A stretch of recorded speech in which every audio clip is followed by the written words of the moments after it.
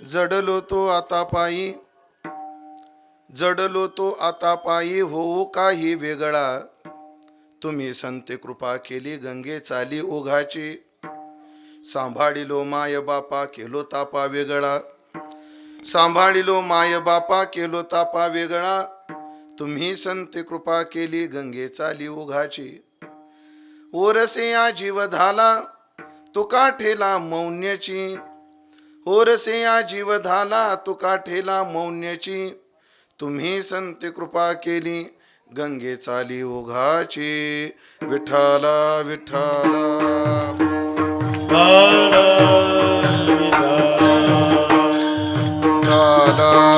विठ्ठला विठ्ठला.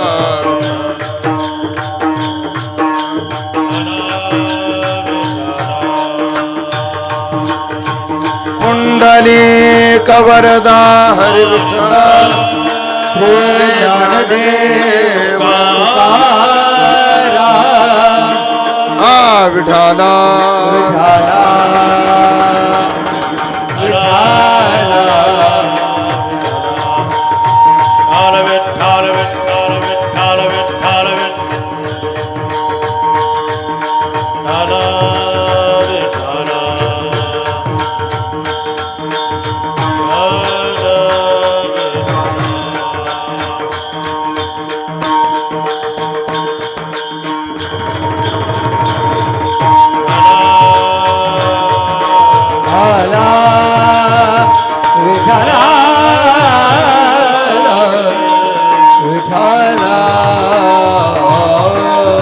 पुंडलिक वरदा हरि विठ्ठल, श्री ज्ञानदेव तुकाराम.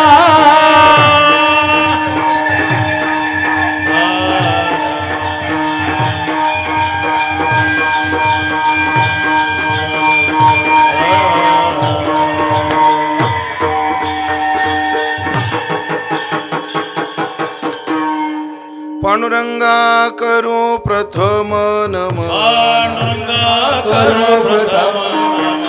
पांडुरंगा करू प्रथम नमः. पांडुरंगा करो प्रथम नमन, दुसरे चरणा संताची दुसरे चरणा संताचे, दुसरे चरणा संताचे. त्यांच्या कृपादाने कथेचा विस्तार, त्यांच्या कृपादाने कथेचा विस्तार, त्यांच्या कृपादाने कथेचा विस्तार. कृपादाने कथेचा विस्तार. बाबाजी सद्गुरु दास तुका, बाबाजी सद्गुरु दास तुका, बाबाजी सद्गुरु दास तुका. नमो सद्गुरु तुकया ज्ञानदीपा, नमो सद्गुरु सच्चिदानंद रूपा. नमो सद्गुरु भक्त कल्याण मूर्ती, नमो सद्गुरु भास्करा पूर्ण कीर्ती.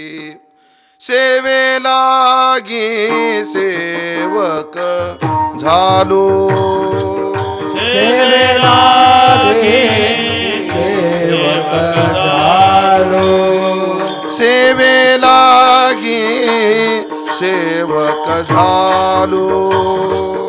सेवेला गे सेवक झालो. तुमच्या लागलो निज चरणा, तुमच्या लागलो निज चरणा. तुमच्या लागलो निज चरणा, तुमच्या लागलो निज चरणा. अहो स्वामी तुकया देवा, अहो स्वामी तुकया देवा, अहो स्वामी तुकया देवा. अहो स्वामी तुकया देवा.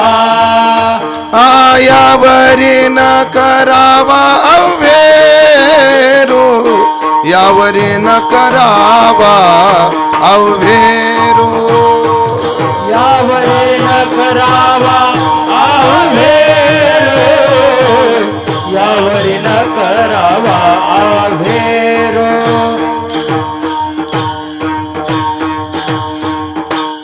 संपाद्य ज्ञानञ्च विदाय भक्तिं विलोकितो येन समाधिराजः वैराग्यवन्तं सुविचारयुक्तं नमामि जोगं शिरसा गुरुन्तं जयांचे केलिया स्मरण होय सकळ विद्यांचे अधिकरण तेच वंदो श्रीचरण श्री गुरूंचे ते नमस्कारोनी आता जडलो तो आता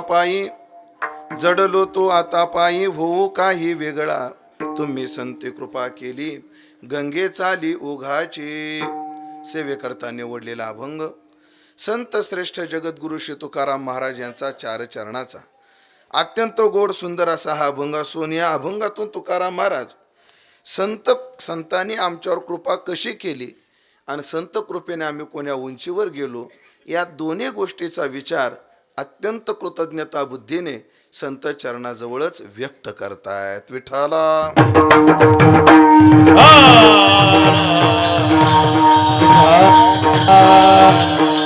परम पावन परमात्म्याच्या दरबारात उपस्थित सर्व भाविक सज्जन वैष्णव गुणीजन महाराज मंडळी टाळकरी वारकरी मंडळी यांच्या सन्माननीय उपस्थितीमध्ये आपल्या श्री क्षेत्र डोंगरगाव या गावात स्वानंद सुखनिवासी गुरुनाम गुरु सद्गुरू धोंडोपंत दादा महाराज यांच्या कृपा आशीर्वादाने संपन्न होत असणारा 51 वर्षापासून या भक्ती उत्सवाचं आयोजन याही वर्षी मोठ्या आनंदात मोठ्या उत्साहात सर्व ग्रामस्थ मंडळी यांच्या दातृत्वात नेतृत्वात संपन्न होतो आहे. जगद्गुरु तुकोबारायची वेदवाणी गाथा याचं चिंतन पारायण या ठिकाणी होत आहे आणि हा संपन्न होत असणाऱ्या उत्सवात आजची कीर्तन सेवा माझ्या वाट्याला सर्व ग्रामस्थ मंडळी यांच्या माध्यमातून तथा या ठिकाणी गाथ्याचं नेतृत्व करणारे आमचे परमार्थ स्नेही आदरणीय हरिभक्तीपरायण बाबू महाराज लोणीकर यांच्या विशेष आग्रहातून संपर्कातून ही सेवा माझ्या वाट्याला आलेली आहे. तरी ज्ञानोबाराय तुकोबाराय जशी बुद्धी देतील तसं मी अभंगाचं चिंतन करण्याचा प्रयत्न करणार आहे. ही चिंतन सेवा पूर्णत्वाकडे जात असताना परिसरातील गावातील राजकीय सामाजिक आध्यात्मिक क्षेत्रातील अनेक सन्माननीय मंडळी या ठिकाणी उपस्थित आहेत. त्यांच्या चरणी नमस्कार. अत्यंत दादाच्या फडावरची सेवानिष्ठ टाळकरी मंडळी त्यांची भव्य उपस्थिती या ठिकाणी आहे. त्यांच्या चरणी नमस्कार. आणि महाराष्ट्राचं भजन वैभव आज या ठिकाणी मृदंगाच्या रूपानं गायनाचार्याच्या रूपाने ते उपस्थित आहे. ते म्हणजे वारकरी संप्रदायातील अत्यंत महत्त्वपूर्ण 10 पक्वाज्यांची यादी जेव्हा काढायची ठरते टॉप 10 पक्वाजे जेव्हा संप्रदायातले कोण बुवा असा जेव्हा विचार केला जातो जेव्हा ती यादी हे नाव घेतल्याशिवाय पूर्णच होत नाही. ते नाव म्हणजे आमचे आदरणीय मंगेश महाराज आहेत. त्यांची सन्माननीय उपस्थिती या चिंतनात आहे. वारकरी संप्रदायातील निकोप आवाज गोड गळ्याचे धनी अत्यंत सुस्वभावी माझ्यावर नितांत प्रेम असणारे वारकरी संप्रदायाचं वैभव आणि त्यात जरा मला स्वाभिमान थोडा जास्त आहे माझ्या तालुक्याचं वैभव आदरणीय आमचे पंढरनाथजी महाराज कदम यांची सन्माननीय उपस्थिती आहे. त्याचप्रमाणे सध्या यूट्यूब उघडलं की जे आवाज कानावर पडतात त्या आवाजातील अत्यंत नवोदित आणि अत्यंत गाजलेला आवाज आमचे संभाजी महाराज यांची उपस्थिती या ठिकाणी आहे. आणि तुम्ही सर्वच देवरूप श्रोते मंडळी तुकोबारायच्या अर्ध्या चरणात सांगतो सकळा चरणी जीव माझा या सर्वांविषयी सद्भाव व्यक्त करतो. अभंगाच्या दृष्टीने चिंतनाचा प्रवास चालू करतो. आज आपण चिंतनात जो अभंग निवडलाय तो तुकाराम महाराजांचा आहे. या अभंगातून तुकाराम महाराजांनी संतांनी आमच्यावर कृपा कशी केली आणि संत कृपेनं आमचं जीवन कोण्या उंचीवर गेलं या दोन्ही गोष्टीचा परिहार संत चरणाजवळ महाराजांनी दिलेला आहे. ऐका मंडळी, माणूस संसारात असो किंवा परमार्थात असो आपण संसारात पूर्ण असावं असं संसारिकालाही वाटतं आणि आपण परमार्थात पूर्ण असावं असं परमार्थिकालाही वाटतं. आपला नुसता संसार चालावा का चांगला चालावा असं वाटतं तुम्हाला सांगा बरं. चांगला चालावा. परमार्थ करणाऱ्याला आपलं नुसता परमार्थ घडावा का चांगला घडावा असं वाटतं. चांगला घडावा म्हणजे आमचा संसारही चांगला व्हावा पूर्ण व्हावा अशी धडपड संसारातल्या संसारिकांची आहे आणि आपला परमार्थ चांगला व्हावा पूर्णत्वाला जावा ही धडपड परमार्थिकांची. दोन्ही ठिकाणी प्रयत्न आहेत. संसारिक सुद्धा सायासे करीसी प्रपंच दिननिशी पुढचं नंतर बोलू आपण. सायासे करीसी प्रपंच दिननिशी दिननिशी करीशी सायासे करीशी पण प्रपंच करीशी म्हणजे प्रपंचाकरता काय आहेत सायास आहेत. चला परमार्थामध्ये काय आहेत सायास केली या वाचून ते नाही, भविष्यावरी काही घालू नये. महाराजांचं वचन आहे. किंवा तुकोबराच्याच बाबतीत सांगायचं ठरलं तर देवतीही बडे धरीला, सहजे धरीला का सायासे धरीला? सायासे धरीला. म्हणजे संसारातही धावपळ करावी लागते आणि परमार्थातही धावपळ करावी लागते. कारण एक साधा नियम सांगतो मंडळी, या जगात कोणालाच आणि काहीच फुकट मिळत नाही. कोणी असो, हे आपल्याला परस्पराला भ्रम आहेत. याला वाटतं याला फुकटचं मिळालं, त्याला वाटतं त्याला फुकटचं मिळालं. आणि तुमच्या सगळ्यांच्या मनातलं बोलू का, तुम्हाला सगळ्यांना वाटतं महाराज लोकांना फुकटचं मिळतं, पण तुमचा तो भ्रम आहे. हो, दिधल्या वाचून फळप्राप्ती कैची नाही महाराज. तुम्हाला आमचा सन्मान दिसतो, गळ्यात हार घातलेले दिसतात, पण ह्याच्या पाठीमागं काय कष्ट आहेत आमचे आम्हाला माहिती. आजचा माझा प्रवास 1700 किलोमीटर आहे. किती माझा आजचा प्रवास तुमच्या कीर्तनाला येईपर्यंत किती झालेला आहे? फक्त 1700 किलोमीटर. सकाळी 7:30 ते 9:30 मी द्वारकेत कीर्तन केले आणि रात्री इथं आलोय कीर्तनाला. सकाळी 7:30 ते 9:30 द्वारकेत कीर्तन केलं, गाडीत बसलो, जामनगरला आलो, फ्लाईटमध्ये बसलो, भाग्यनगरला उतरलो, पुन्हा गाडीत बसलो आणि इथे आलो. असा 1700 किलोमीटर प्रवास केला. फुकट आहे? फुकट नाही. सायास केली या वाचून ते नाही. संसारातही कष्टच करावे लागतात, परमार्थातही कष्ट करावे लागतात. पण पुढचं वाक्य आहे का, नुसत्या कष्टानं संसारही पूर्ण होत नाही आणि नुसत्या कष्टानं परमार्थही पूर्ण होत नाही. संसारात कष्टाला प्रारब्धानं जोड द्यावी लागते. व्यवसाय निमित्त फळ देत से संचित, फळ देत से संचित, फळ देत से संचित. व्यवसाय निमित्त फळ देत से संचित, फळ देत से संचित, फळ देत से संचित. व्यवसाय निमित्त फळ देत से संचित, फळ देत से संचित, फळ देत से संचित. व्यवसाय निमित्त फळ देत से संचित, फळ देत से संचित, फळ देत से संचित. महाराज म्हणतात व्यवसाय निमित्त आणि फळ देतसे संचित. ज्ञानोबराय असंच म्हटले, भाग्याचे निबडसे उद्यमाचे निमिषे, संपत्ती जाता पैसे घररी घे. म्हणजे संसारातल्या सायासाला प्रारब्धानं काय करावी लागते? मदत करावी लागते. पहा तुम्ही, एकाच गटातली शेती असते, त्याच जमिनीचा पोत एकच असतो, दोघांनी वापरलेलं बियाणं एकच असतं, दोघांनी वापरलेले खतं औषधं तेच असतात, सगळं सारखं असतं, मशागतही सारखी असते, पण एकाला एकरात लाखो होतात आणि एखाद्याला एकरामध्ये खर्चही निघत नाही. काय संगती? ही संगती एकच आहे की याच्या प्रयत्नाला प्रारब्धानं जोड दिली. हो, म्हणून पहा, लोक म्हणतात अरे काय होत नाही, डिझेल भरणारा धीरूभाई अंबानी होऊ शकतो, म्हणतात का नाही? लोक म्हणतात. त्यानं डिझेल भरण्याचा व्यवसाय केला, पण त्याला नशिबानं काय दिली? साथ दिली. चहा विकणारा काय होऊ शकतो? तुमच्या डोक्यात मोदीच आहे का अजून? मला येवले चहावाला सांगायचा होता. एक चहावाला सगळ्या भारतात सध्या आपले ब्रँड गाजवतोय. चला मोदी म्हणा, काय अडचण नाही. एक चहा विकणारा काय होतोय? पंतप्रधान होतो. चहा विकणारा पंतप्रधान होतो. असे किती चहा विकणारे पंतप्रधान झाले? एकच. का? त्यांच्या प्रयत्नाला महामहिम पंतप्रधान आहेत ते, त्यांच्या प्रयत्नाला प्रारब्धानं साथ दिली. मंडळी ध्यानात ठेवा.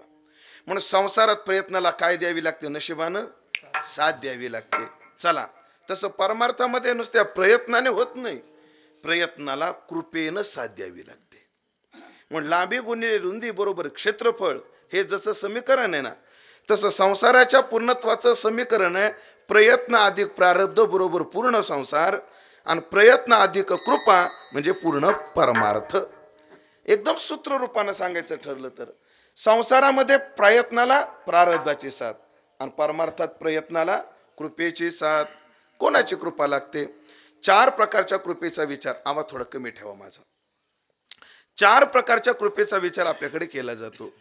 त्यात पहिली कृपा आहे आत्मकृपा, दुसरी आहे शास्त्रकृपा, आणि तिसरी कृपा आहे 2 प्रकाराने ते चिंतन आहे आपल्याकडे. आधी देवकृपा मग संत कृपा, आणि काहीच्या जीवनात आधी संत कृपा मग देवकृपा. नामदेवरायासारख्या साधूच्या जीवनात आधी देवाची कृपा मग संत कृपा आहे, तर वाल्याच्या जीवनात आधी संत कृपा आहे आणि मग देवकृपा आहे. हा क्रम साधकाच्या दृष्टीने भिन्न दोन्ही प्रकारचा दिसून येतो. आपल्याला आधी संत कृपा मग देवकृपा या क्रमाने चिंतन करायचं. 4 कृपा बघा मंडळी. पहिली आत्मकृपा. आत्मकृपा म्हणजे काय? आपल्या मनानं ठरवलं पाहिजे परमार्थ काय. आधी सगळ्यात पहिली कृपा कोणाची लागते? मनाची लागते.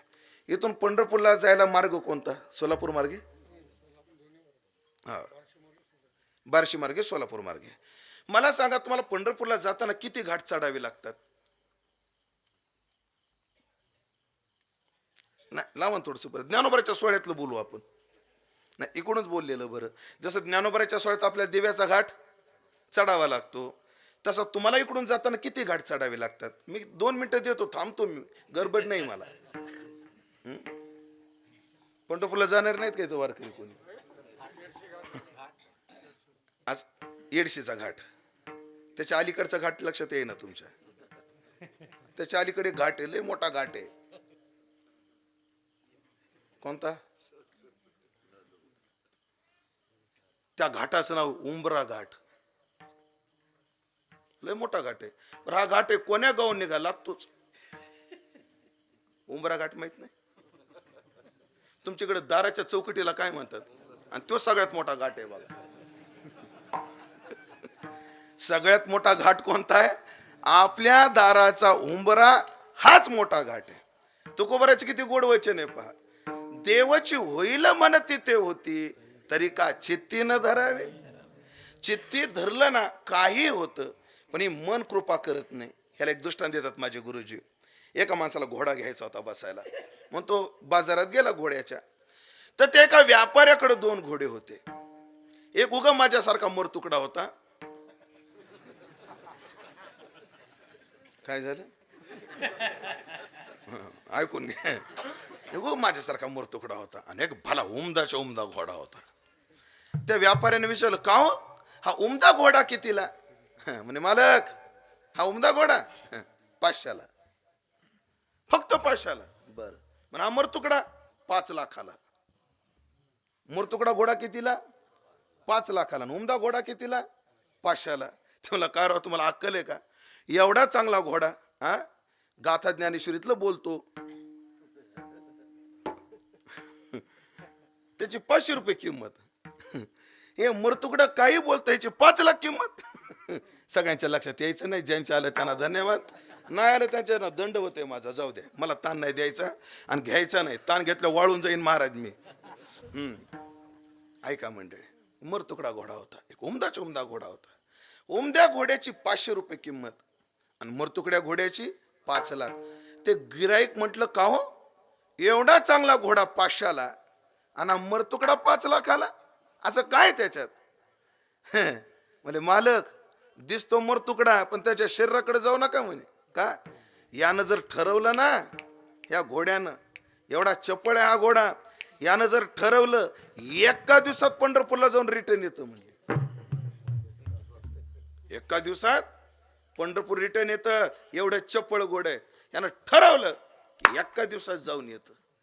मग तो गिराईक म्हणला, तुम्ही घोडं विकता का? पण मग एवढा चांगला घोडा आहे, विकता का? पण त्याची एक अडचण आहे, ते ठरवलं तर एका दिवसात जाऊन येतं, पण त्याची अडचण आहे, ते तसं ठरवित नाही. लक्षात आलं माझं बोलणं? त्यानं ठरवलं तर एका दिवसात पंढरपूरला जाऊन येतं, पण त्याची अडचण एक आहे, ते ठरवत नाही. तसं माणसानं ठरवलं तर माणूस देव होतो, पण अडचण एक आहे, माणूस तसं ठरवत नाही. पण एखाद्या साधूवर त्या मनाची कृपा होते आणि तो साधू म्हणतो, तेने कृपा केली आम्हावरी गा, मनवोनी आलो या देशा, मनवोनी आलो या देशा. तेने कृपा केली आम्हावरी गा, मनवोने आलो या देशा, मनवोने आलो या देशा. मनुराजा एक देह पुरी, राजा एक देह कोरी, असे नांद तो त्यासे दोघे नारी, असे नाद तो त्याचे घेणारे. पुत्र पौत्र संपन्न भारी, संपन्न भारी. त्याने कृपा केली, त्याने कृपा केली आम्हावरी गा, मनवोनी आलो या देशा, मनवोनी आलो या देशा. त्याने कृपा केली, त्याने कृपा केली आम्हावरी गा, मनवोनी आलो आलो या देशा, मनवोने आलो या देशा. त्याने कृपा केली. त्याने म्हणजे कोणी? देहपुरीचा एक मनु नावाचा राजा आहे. त्याला 2 बायका आहेत. एकीचं नाव प्रवृत्ती आहे, एकीचं नाव निवृत्ती आहे. त्यानं प्रवृत्तीचा ग्रास करून मन हे राम झाले, मन हे राम झाले. प्रवृत्ती ग्रासोनी कुठं आले? निवृत्तीशी आले. परमार्थाच्या पंथावर मन आलं. आमच्यावर त्यानं कृपा केली म्हणून आम्हाला परमार्थाचा मार्ग सापडला. महाराज हे ना ह्याची कृपा व्हावी लागते. मग कोणी कुठला कुठं येऊ शकतो. मी माझं सांगू, पंढरी बोला माहिती माझ्या घरचा सगळा इतिहास. 7 पिढ्यात कोणी माळकरी नाही. माझ्या 7 पिढ्यात कोणी माळकरी नाही. मी पण 8वी पर्यंत भरपूर बस. हो महाराज, आमचा आजोबा असा अट्टल मांसाहारी होता. आमच्या घरात माणसं होतं, आम्ही सगळे 8. तर 8 माणसात 2 कोंबडे कापायचा आणि एका कोंबड्याचे 4च तुकडे करायचे, 5वा करायचाच नाही. 8 जणाला 8 तुकडे. कोणी कोणाच्या हातात घात घालायचा नाही. फक्त तुम्ही असं म्हणू नका महाराजाचा आजोबा मटण खात होता, असं म्हणू नका. उलट म्हणा मटण खाणाऱ्याचा नातू कीर्तन करतोय. हा, चांगले विचार करा. चांगले लोकांना घाण सवय लागली. बाप भजन करतो, बघा पोरग दारू पित. अरे असं नका म्हणू. कधी असं तरी म्हणा ना, पोरग दारू पित तरी बाप पंढरीची वारी करतो. काय निष्ठा आहे बापाची. लोकांना चांगलं बोलायचं माहित नाही. असो, अशी स्थिती महाराज. पण घरासमोर आश्रम आला, मनानं ठरवलं. हो, मनाने ठरवलं आणि या क्षेत्रात आलो. आणि माझ्या संचिताचा ठेवा त्याने हे वाट दाविली देवा. महाराज म्हणतात तसं, बरवी हे वेळ सापडली संधी आणि साह्य झाली बुद्धी संचिताची. चला, तात्पर्य एवढंच आहे, मनानं ठरवावं लागतं. हो महाराज, मनानं ठरवल्यानंतर अडचणी खूप येतात, पण त्या अडचणीला तोंड द्यावं लागतं. पण एक सांगू का, मनानं ठरवलं ना, अडचणी काहीच नाही. तो माझ्या जीवनात तर एवढ्या अडचणी आल्या परमार्थात, काय सांगू. सगळ्यात मोठी अडचण घरच्यांचीच होती महाराज. माझं घर आळंदीपासून 450 किलोमीटर. जायला पैसा नव्हता जवळ. मग मी कसा पैसा गोळा केला. आमच्या घरी दुधाचा व्यवसाय होता आणि ते दूध विकायचं काम माझ्याकडे होतं. सकाळी उठली की माझी आई 5 लिटर दुधाची बादली माझ्या हातात द्यायची. म्हैस 3च लिटर द्यायची. बरं काय झालं? हा, लक्षात आलं तुमच्या. म्हैस किती द्यायची? 3 लिटर. पण माझी आई 5 लिटरची बादली माझ्या हातात द्यायची. मी ती बादली घेऊन सरळ आश्रमात जायचो आणि परत त्याच्यात 1 तांब्या पाणी टाकायचो. किती झालं दूध? तुम्हाला मापा सगट पाटे. आणि तेव्हा दूध काय हो, 4 रुपये आणि 5 रुपये लिटर होतं. असे 2-2, 3-3 रुपये गोळा करून आळंदीला पळून गेलोय मी. हो, सांगण्याचं तात्पर्य मला काय, परमार्थात येण्याकरता मनाची कृपा फार गरजेची आहे. मनानं ठरवलं पाहिजे. चला, पहिली कृपा आहे आत्मकृपा. मला संत कृपेचा विस्तार करायचा आहे, याचा जास्त विस्तार करत नाही. आत्मकृपा. आत्मकृपेनंतर परमार्थात माणूस आलो. आपल्याला काय वाटतं? आपण संसारातून परमार्थात आलो म्हणजे आपल्याला सगळं कळतं? काय नाही. आम्ही संसारात राहून संसार आम्हाला कळाला नाही तर परमार्थ काय कळणार आहे? कळालाय संसार? कळालाय? साधू बाबा तुमचं वय काय आता? वय किती? वय 70. लग्न झालंय का? नाही, विचारलं सहज. हा, लग्न झाले? हो म्हणा, नाही तर नाही म्हणा. अडचण काय? फक्त म्हातारी घरी गेल्यावर काय बोलत ते तुम्ही बघा. मग झाले ना? मला सांगा, 70 वर्ष झालं बाबाचं वय. वयाच्या अंदाजे जुन्या काळात लग्न लवकर व्हायचे. 15व्या 16व्या 20व्या वर्षी लग्न झालं असं धरू बाबाचं. 20व्या वर्षी धरू. लग्नाला किती वर्ष झाली? 50 वर्ष. बाबा गाव कोणतं तुमचं? ह्या गावात तुमचं घर आहे का? त्या घरात किती वर्षापासून राहता? इथं काय राहिले? पण 5-50 वर्ष तरी घरात राहिला असतं नाही? असं बरोबर. या घरात राहिले. मग ज्या घरात तुम्ही एवढे वर्ष राहिले त्या घराची तुम्हाला माहिती असेल सगळी, आहे ना? तुमच्या घरात तांबे किती आहेत? होते नाही आता किती तेवढं सांगा. कीर्तन स्वतःचा मोजून या बरं त्यांच्या घरचे तांबे. तात्पर्य काय मंडळी? आम्ही 50 वर्ष ज्या घरात आहेत त्या घरातलं आम्हाला काय काय कळाले? काय कळालं? महाराज उदाहरण सांगतो तुम्हाला. हे कपडा आहे ना, कपडा. काय काय लोकांना कपड्याची लय हौस असते. हो, आमका ब्रँड तमका ब्रँड, हे कपडे ते कपडे. पण आम्हाला कपड्यातलं किती कळतं? काही नाही. आम्ही जन्माला आल्यापासून, माझं वय आता 42 आहे. विश्वास बसणार नाही पण ठेवावं लागेल तुम्हाला. 42 वर्षापासून मी कपडे घालतो. कोणी 50 वर्षापासून, कोणी 60 वर्षापासून. 60 वर्ष झालं, 50 वर्ष झालं आम्ही कपडे घालतो. पण कपड्यातलं कळालंय आम्हाला? उदाहरण सांगतो 5 मिनिटात. उदाहरण. तुमच्याकडे एक शब्द आहे का? बस्ता. घरात कोणी मेलं की बांधतात. लग्नाला असतं. आधी बैठक होते. तुमचा टोनगा किती, आमची वागार, आपलं पोरगा काय शिकला काय नाही, असं ठरतं ते. आणि मग दोन्हीकडचे काही प्रमुख माणसं, प्रमुख म्हणून काय इरसाल म्हणू सर, मग एखाद्या शहरात जातात. तुम्हाला शहर जवळ? उदगीरला जातात. कशाला? बस्ता बांधायला.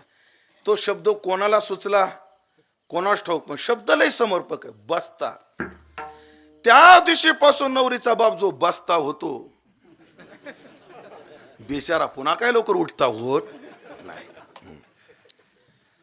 आणि मग ते बस्त्याला एखादं मोठं कपड्याचं दुकान बघतात. कोण्या दुकानात कपडा पाडायचा? बेदरेच्या. ठीक आहे, ह्यांचं मन आहे बेदरेकडे जायचे. आपलं काही म्हणणं नाही. ते बेदरे काय मला 10-5 रुपये देत नाही त्याची जाहिरात करायला, पण ह्यांच्या म्हणण्यानुसार बेदरेच्या दुकानात गेले. कपड्याच्या दुकानात जातात. इकडचे 5-25, तिकडचे 5-25. त्या दुकानात गाराडा घालतात. मग सगळ्यात आधी नवरदेवाचे कपडे ते काढायचे ठरतात. आणि मग माग त्या लोड्याला टेकन देऊन पान घेऊन खाऊन बसलेले. पुढं काही लोक असतात, ते कपडा बघतात. भाऊ बघा ना, आपल्याला काय कळतंय? कशाला आला मग तू? तुला काही कळत नव्हतं, तू आला कशाला? आला कशाला? फक्त आला कशासाठी? हॉटेलमध्ये नाश्ता करायला, चहा प्यायला, मजा करायला आला हा. बाकी काय याचं काम नाही. बरं, पुढं बसणाऱ्यांना किती अक्कल? आता जुनं नवरदेव, सफारीचा नवरदेव, 3 पीसच्या आधीचा सफारी, तेव्हाचा ब्रँड होता. कपडा दाखव नवरदेवाला. हे घ्या मालक. काय मीटर आहे? 500 रुपये. भारी दाखव. हा घ्या. काय मीटर आहे? म्हणे 1000 रुपये. भारी दाखव. हा घ्या. 3000 रुपये मीटर. अजून भारी दाखव. लोकांच्या डोक्यात भारीची व्याख्या एवढीच आहे, जो जेवढा महाग तो तेवढा भारी. मार्केटचा नियमच झालाय हा.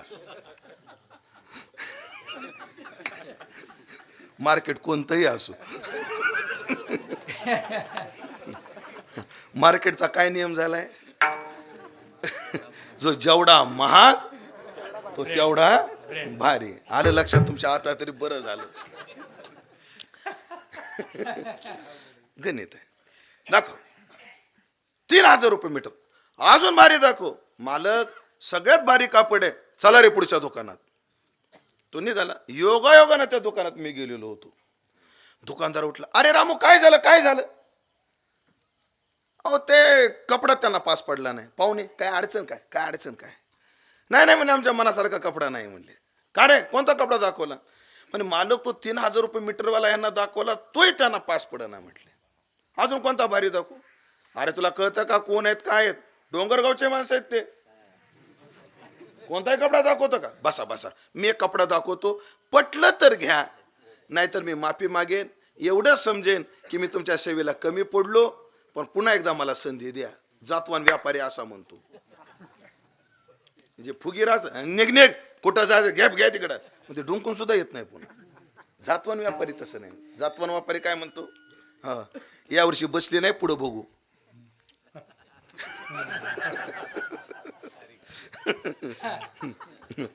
मी तुमची सेवा करण्यात कमी पडलो, पुढच्या वेळेला मात्र तुमच्या सेवेला नक्की मी खरा उतरल. बसा बसा बस.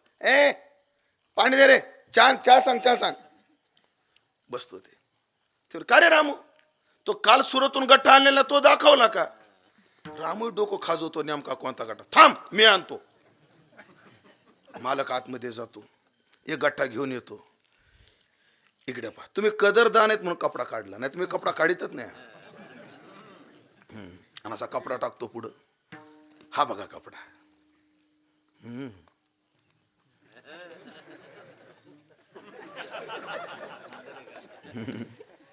मग त्यांची नेत्र कटाक्षाने एक मीटिंग होते. हा हो त्यांची मीटिंग होती नेत्र कटाक्षाने. दुकानदार रेट काय ह्याचा? इकडं पहा, अन्य कपड्यात वेगळे बघा, ह्या कपड्याचं वेगळे. तुम्ही जाणकार आहेत म्हणून मी काढला, मी दुसऱ्याला काढीतच नाही हा कपडा. तुम्ही कदरदान आहेत म्हणून. आणि ह्याचे 2 भाव होत नाहीत. हा इम्पॉर्टंट कपडा, ह्याचे 2 भाव होतच नाहीत.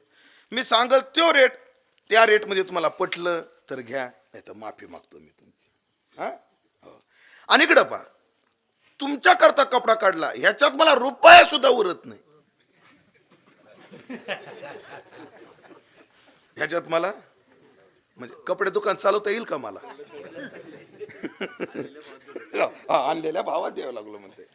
ते इंग्रजीमध्ये काही अक्षर सायलेंट असतात, काही शब्द लिहिले जातात पण त्याचा काय होत नाही, उच्चार होत नाही. मराठी अशी समृद्ध भाषा आहे, इंग्रजीत अक्षर सायलेंट असतात, मराठीमध्ये वाक्याच्या वाक्य सायलेंट असतात.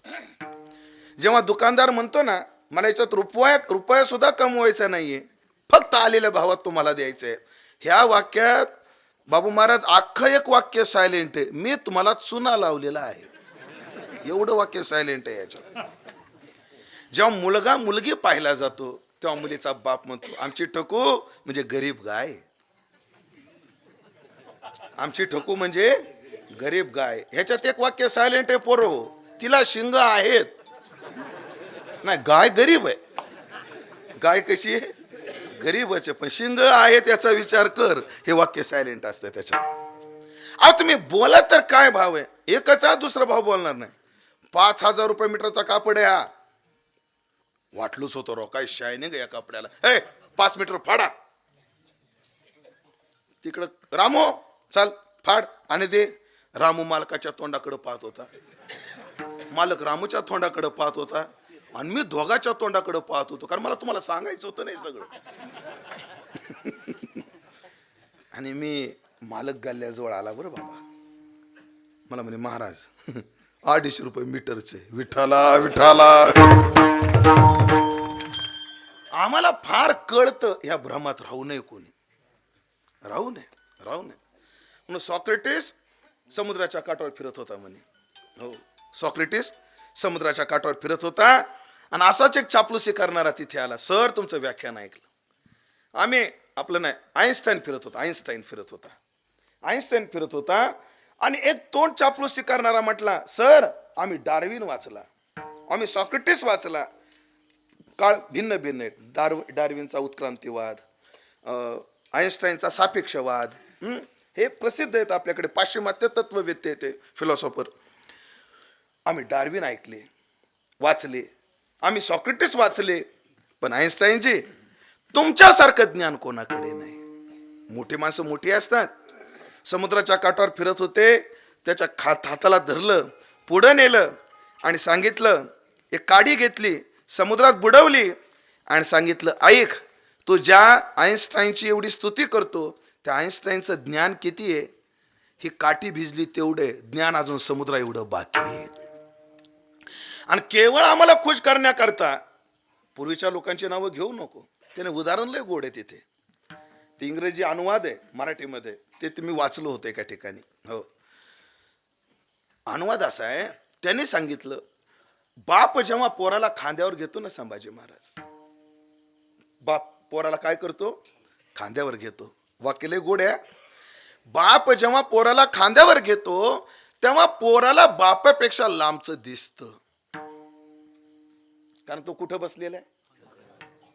पोराला बापापेक्षा लांबचं दिसतं, पण याचा अर्थ तो बापापेक्षा मोठा असतो असं कधीच नाही, असं कधीच नाही. पण आमचं ज्ञान किती आहे महाराज? आम्ही कीर्तन क्षेत्रातलं आमचं ज्ञान किती आहे? काहीच नाही. हो, मंगेश महाराज परिपूर्ण पकवाच कळालाय आपल्याला.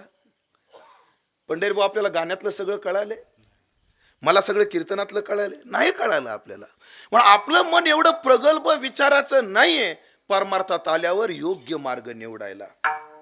मग त्याला योग्य मार्गाचं मार्गदर्शन करण्याकरता शास्त्राची कृपा व्हावी लागते. शास्त्र योनित्वात असं सूत्र आहे. शास्त्र कळावं लागतं. चला, शास्त्र असं आहे, स्मृतिर्विभिन्नाः स्मृतिर्विभिन्नाः श्रुतिर्विभिन्नाः स्मृतिर्विभिन्नाः. श्रुती भिन्न भिन्न बोलते, स्मृती भिन्न भिन्न बोलतात. एका ऋषीसारखा दुसऱ्या ऋषीचा मत प्रवाहाचा ग्रंथ नाहीये. मग नेमकं काय? याच्या करता संत कृपा लागते. ते तत्व समन्वयात त्याचा समन्वय घालून देतात. आणि तुम्हाला एक सोपं वाक्य सांगतो, स्वतःच्या बुद्धीनं 1000 ग्रंथ वाचले तुम्ही, किती? 1000, आणि साधूच्या मुखातून एकच वाक्य ऐकलं ते बरोबर होतं. हे कशाप्रमाणे? याला दृष्टांत आहे. एक सावकाराकडे भरपूर सोनं होतं, आणि सोनं काय म्हणतं माहिती आहे तुम्हाला? सोना कहता है सोनेवाले सोना नाही, सोनेवाले सोना नाही. सोनं शांत झोप लागू देत नाही. चोर येतील, काही येतील, म्हणून त्या सावकाराने एक पिस्तूल घेऊन ठेवलं होतं. फक्त पिस्तुलाचा नियम असतो, तो कायम लोड करून ठेवता येत नाही. गोळ्या एका बाजूला होत्या आणि पिस्तूल एका बाजूला होतं. चोर आले, चोर आले चोर आले. सावकाराला जाग आली. चोर आलं याचा निश्चय झाला. त्याचा एक नोकर होता, त्याचं नाव रामू, असा बाजूला झोपलेला होता. राम्या आण बंदूक, एका गोळीतच काम करतो याचं. राम्या आण बंदूक, एका गोळीतच काम करतो याचं. कोण म्हणायचा? सावकार. रामू गडबडीने उठला, पण रामूला गोळ्या सापडल्या पण पिस्तूल सापडला. रामूला गोळ्या सापडल्या पण पिस्तूल सापडेना. सावकाराची एकच झुंबड, एका गोळीतच काम करतो, एका गोळीतच काम करतो. रामू मला, मालक पिस्तूल काही सापडेना. एका गोळीच्या ऐवजी एवढ्या मुठभर गोळ्या घ्या, हाना बरं त्याला. लक्षात आला दृष्टांत? एक मुठभर गोळ्या घेतल्या आणि फेकून मारल्या, काही फायदा आहे नाही. एकाच गोळीतून काम होईल, पण गोळी कुठून आली पाहिजे? बंदुकातून. तसं स्वतःच्या बुद्धीनं 1000 ग्रंथ वाचले म्हणजे मुठभर गोळ्या फेकणे, आणि साधूच्या मुखातून एकच वाक्य येणं म्हणजे पिस्तुलीतून येण्यासारखं ध्यानात ठेवा. एकाच वाक्यात काम होईल, एकाच वाक्यात. आणि झालं ना. तो का म्हणे, कानी ऐकिली मात आणि तोचे झाला घात जीवपणा, है ना. एका वाक्यात काम होतं. म्हणून संत कृपा महत्वाची आहे, आणि त्यानंतर मग देवकृपा. ऐका मंडळी, पण या 4 कृपेमध्ये सम्राट कृपा संतांची कृपा आहे. ह्यात एक समीकरण सांगतो.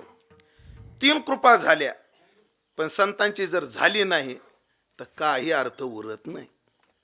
तुमच्यावर मनानं कृपा करू द्या, शास्त्रानं कृपा करू द्या, साक्षात देवानं तुमच्या हातातला नैवेद्य खाऊ द्या, पण जोपर्यंत खेचराची कृपा होत नाही तोपर्यंत नामदेवाचं गाडगं पक्क होत नाही. कथा सांगून विस्तार करत नाही, आपल्याला कथा बहुश्रुत आहेत तुम्ही त्या बाबतीत. सांगण्याचं तात्पर्य म्हणून 3 कृपा झाल्या आणि संत कृपा झाली नाही तर काहीच अर्थ उरत नाही. आणि याच्या उलट आहे, संत कृपा जर झाली 3 कृपा नाही झाल्या तरी चालतात. कारण का, लाडकी लेक मी संतांची, एकदा संतांची लाडकी झाली तर मजवर कृपा 1-2 जणांची, मजवरी कृपा बहुतांची, बाकी कृपा आपोआप होते. मग सगळ्यात महत्वाची परमार्थात यशस्वी होण्याकरता प्रयत्नाला संत कृपा पाहिजे. जगद्गुरु तुकोबारायचं जीवन परिपूर्ण झालं, परमार्थात पूर्ण झालं, संसारातही पूर्ण झालं. आता संसारिक तुकोबाराय मला सांगायचेच नाहीयेत, पण तुकोबाराय संसारातही पूर्ण झाले. बरं, मी पटवून देईल तुम्हाला, फक्त तुम्ही व्यवहाराची नजर उघडून बघू नका, परमार्थाची नजर उघडून बघा. हो, संसार पूर्ण झाला, महाराजाचा परमार्थ पूर्ण झाला, परिपूर्णता प्राप्त झाली. पण शास्त्र असं आहे मंडळी, आपण ज्यांच्यामुळे मोठे झालो त्यांना कधी विसरायचं नसतं. आम्ही ज्यांच्याकडे काही श्रवण केलं, असे आमचे सद्गुरुनाथ चंद्रशेखर महाराज देगलूरकर, पूज्यपाद शेखर महाराजांना शाळेमध्ये 8वीला शिकवायला एक शिक्षक होते. शालेय शिक्षणात, बरं, आध्यात्मिक नाही, शालेय शिक्षणात. आणि त्यांचे गुरुजी आजारी पडले असं त्यांना कळालं. मग ते गुरुजींना भेटायला गेले. ते गेले तर ते सिगरेट उडत होते महाराज. कोण? गुरुजी. महाराज ते सिगरेट ओढत होते. महाराजाला पाहिल्यावर त्यांनी सिगरेट विझवली, मागं घेतली, पण शेखर महाराजाने तरी सुद्धा त्यांचं दर्शन घेतलं. ह्याला म्हणतात कृतज्ञता. आपण ज्यांच्यामुळे मोठे झालो ते माणसानं डोक्यात ठेवलं पाहिजे. जो माणूस उपकाराची जाण ठेवत नाही तो कसा घाण आहे. शास्त्रात एक कथा आली एक शास्त्रामध्ये. एक माणूस रस्त्याने चालला होता आणि त्याला स्मशानात एक बाई दिसली.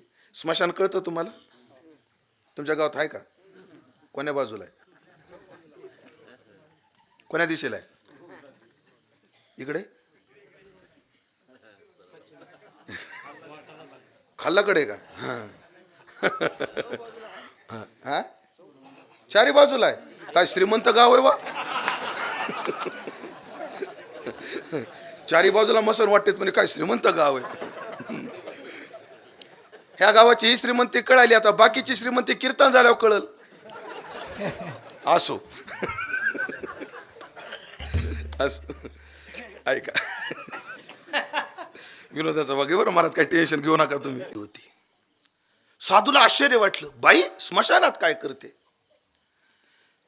साधूला न्याहाळून पाहिले बाई काय करते. तर त्या बाईने एक कावळा पकडला. चांडाळ समाजाची बाई होती, चांडाळ होती. तिनं काय पकडला? कावळा पकडला. त्या कावळ्याचे पंख काढले आणि त्या कावळ्याचं मांस तयार केलं. मुळात मांसच निषिद्ध आहे आणि त्यात कावळ्याचं मांस अत्यंत निषिद्ध आहे. बघा, प्रत्येक वाक्य लक्षात ठेवा या घटनेतलं काय. मांस कशाचं? कावळ्याचं. तिला ते शिजवायचं होतं. शिजवायला पात्र कुठे येऊन पाहू लागले, ते का मेलेल्या मरड्याचं कपाल तिथं होतं, म्हणजे कवटी. तिने ती कवटी झटकली, कवटीमध्ये शिजायला टाकलं. बरं, शिजवायला पाणी नाही, तिच्याजवळ दारू होती. तिनं दारू टाकली शिजायला. मग त्याला अग्नी पाहिजे. अग्नी कोणता?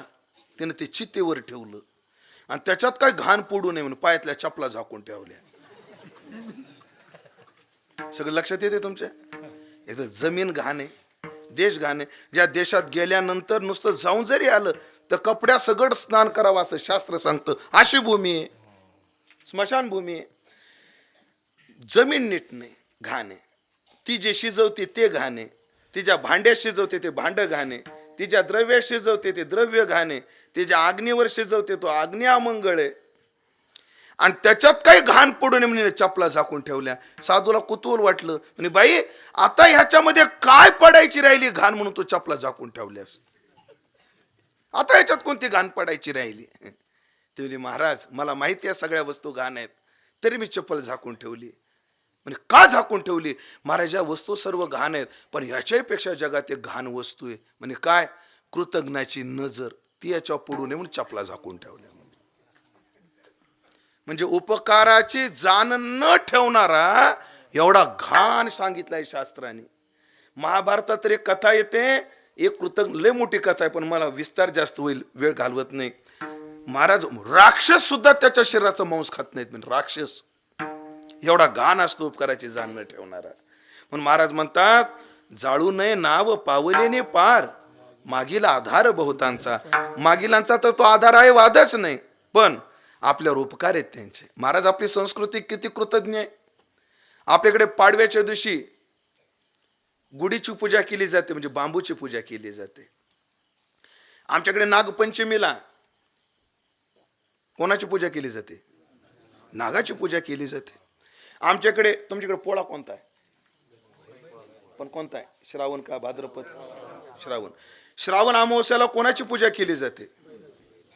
नवऱ्याची. कोण म्हणलं? तू म्हणला काय? नाही, कोणतरी म्हणलं का नवऱ्याची केली जाते म्हणून? बैलाची केली जाते.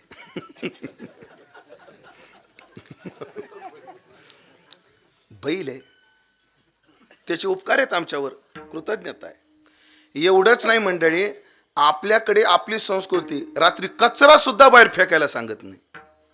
अहो, घरातला कचरा काढणारी झाडू, त्याला जर लाच लागली तर आपली संस्कृती काय करते? नमस्कार करते. एवढी कृतज्ञता आपल्या संस्कृतीत आहे. सांगण्याचं तात्पर्य, जगद्गुरु तुकोबारायचं जीवन परमार्थाच्या या उंचीवर आलं. आणि उंचीवर आलं कोणामुळे आलं? या संतांमुळे आलं. म्हणून जगद्गुरु तुकोबाराय मोठा कृतज्ञता बुद्धीने संताजवळ उभे राहिले आणि संतांसमोर येऊन म्हणतात, माझ्या जीवनात हे होणं शक्यच नव्हतं, पण माझ्या जीवनात हे का झालं? तुम्ही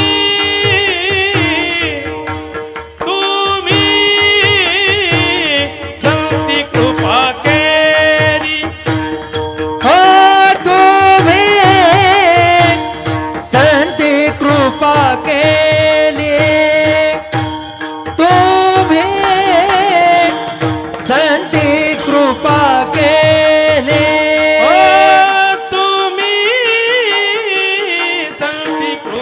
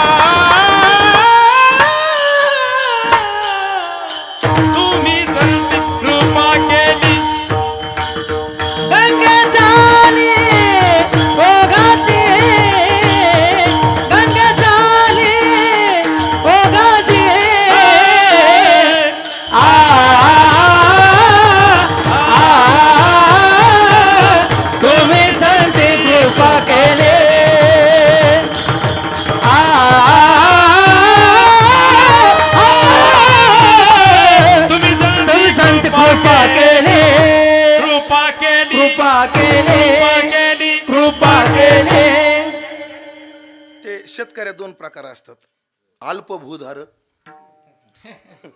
आणि मोठा जमीनदार. आवाजाच्या बाबतीत ते मोठे जमीनदार आहेत. आम्ही अल्प भूधारक आहेत थोडी. मग अल्प भूधारकाला लई जपून शेती वापरावं लागते आहे ना. ज्याला कमी शेती असते त्याला एका कोपऱ्यात गहू, एका कोपऱ्यात हरभरा, तेवढ्यातच कोपऱ्यात एका ज्वारी, उगाच हरभऱ्यात वाळकं, बाजूला गांजे, आपलं गवत, गिन्नी गवत वगैरे असं करावं लागतं. अल्पभूधारकाचं अवघड असतं. आणि ज्याला भलं मोठं रापाडे 2-4 एकर रिकामं का पडा ना.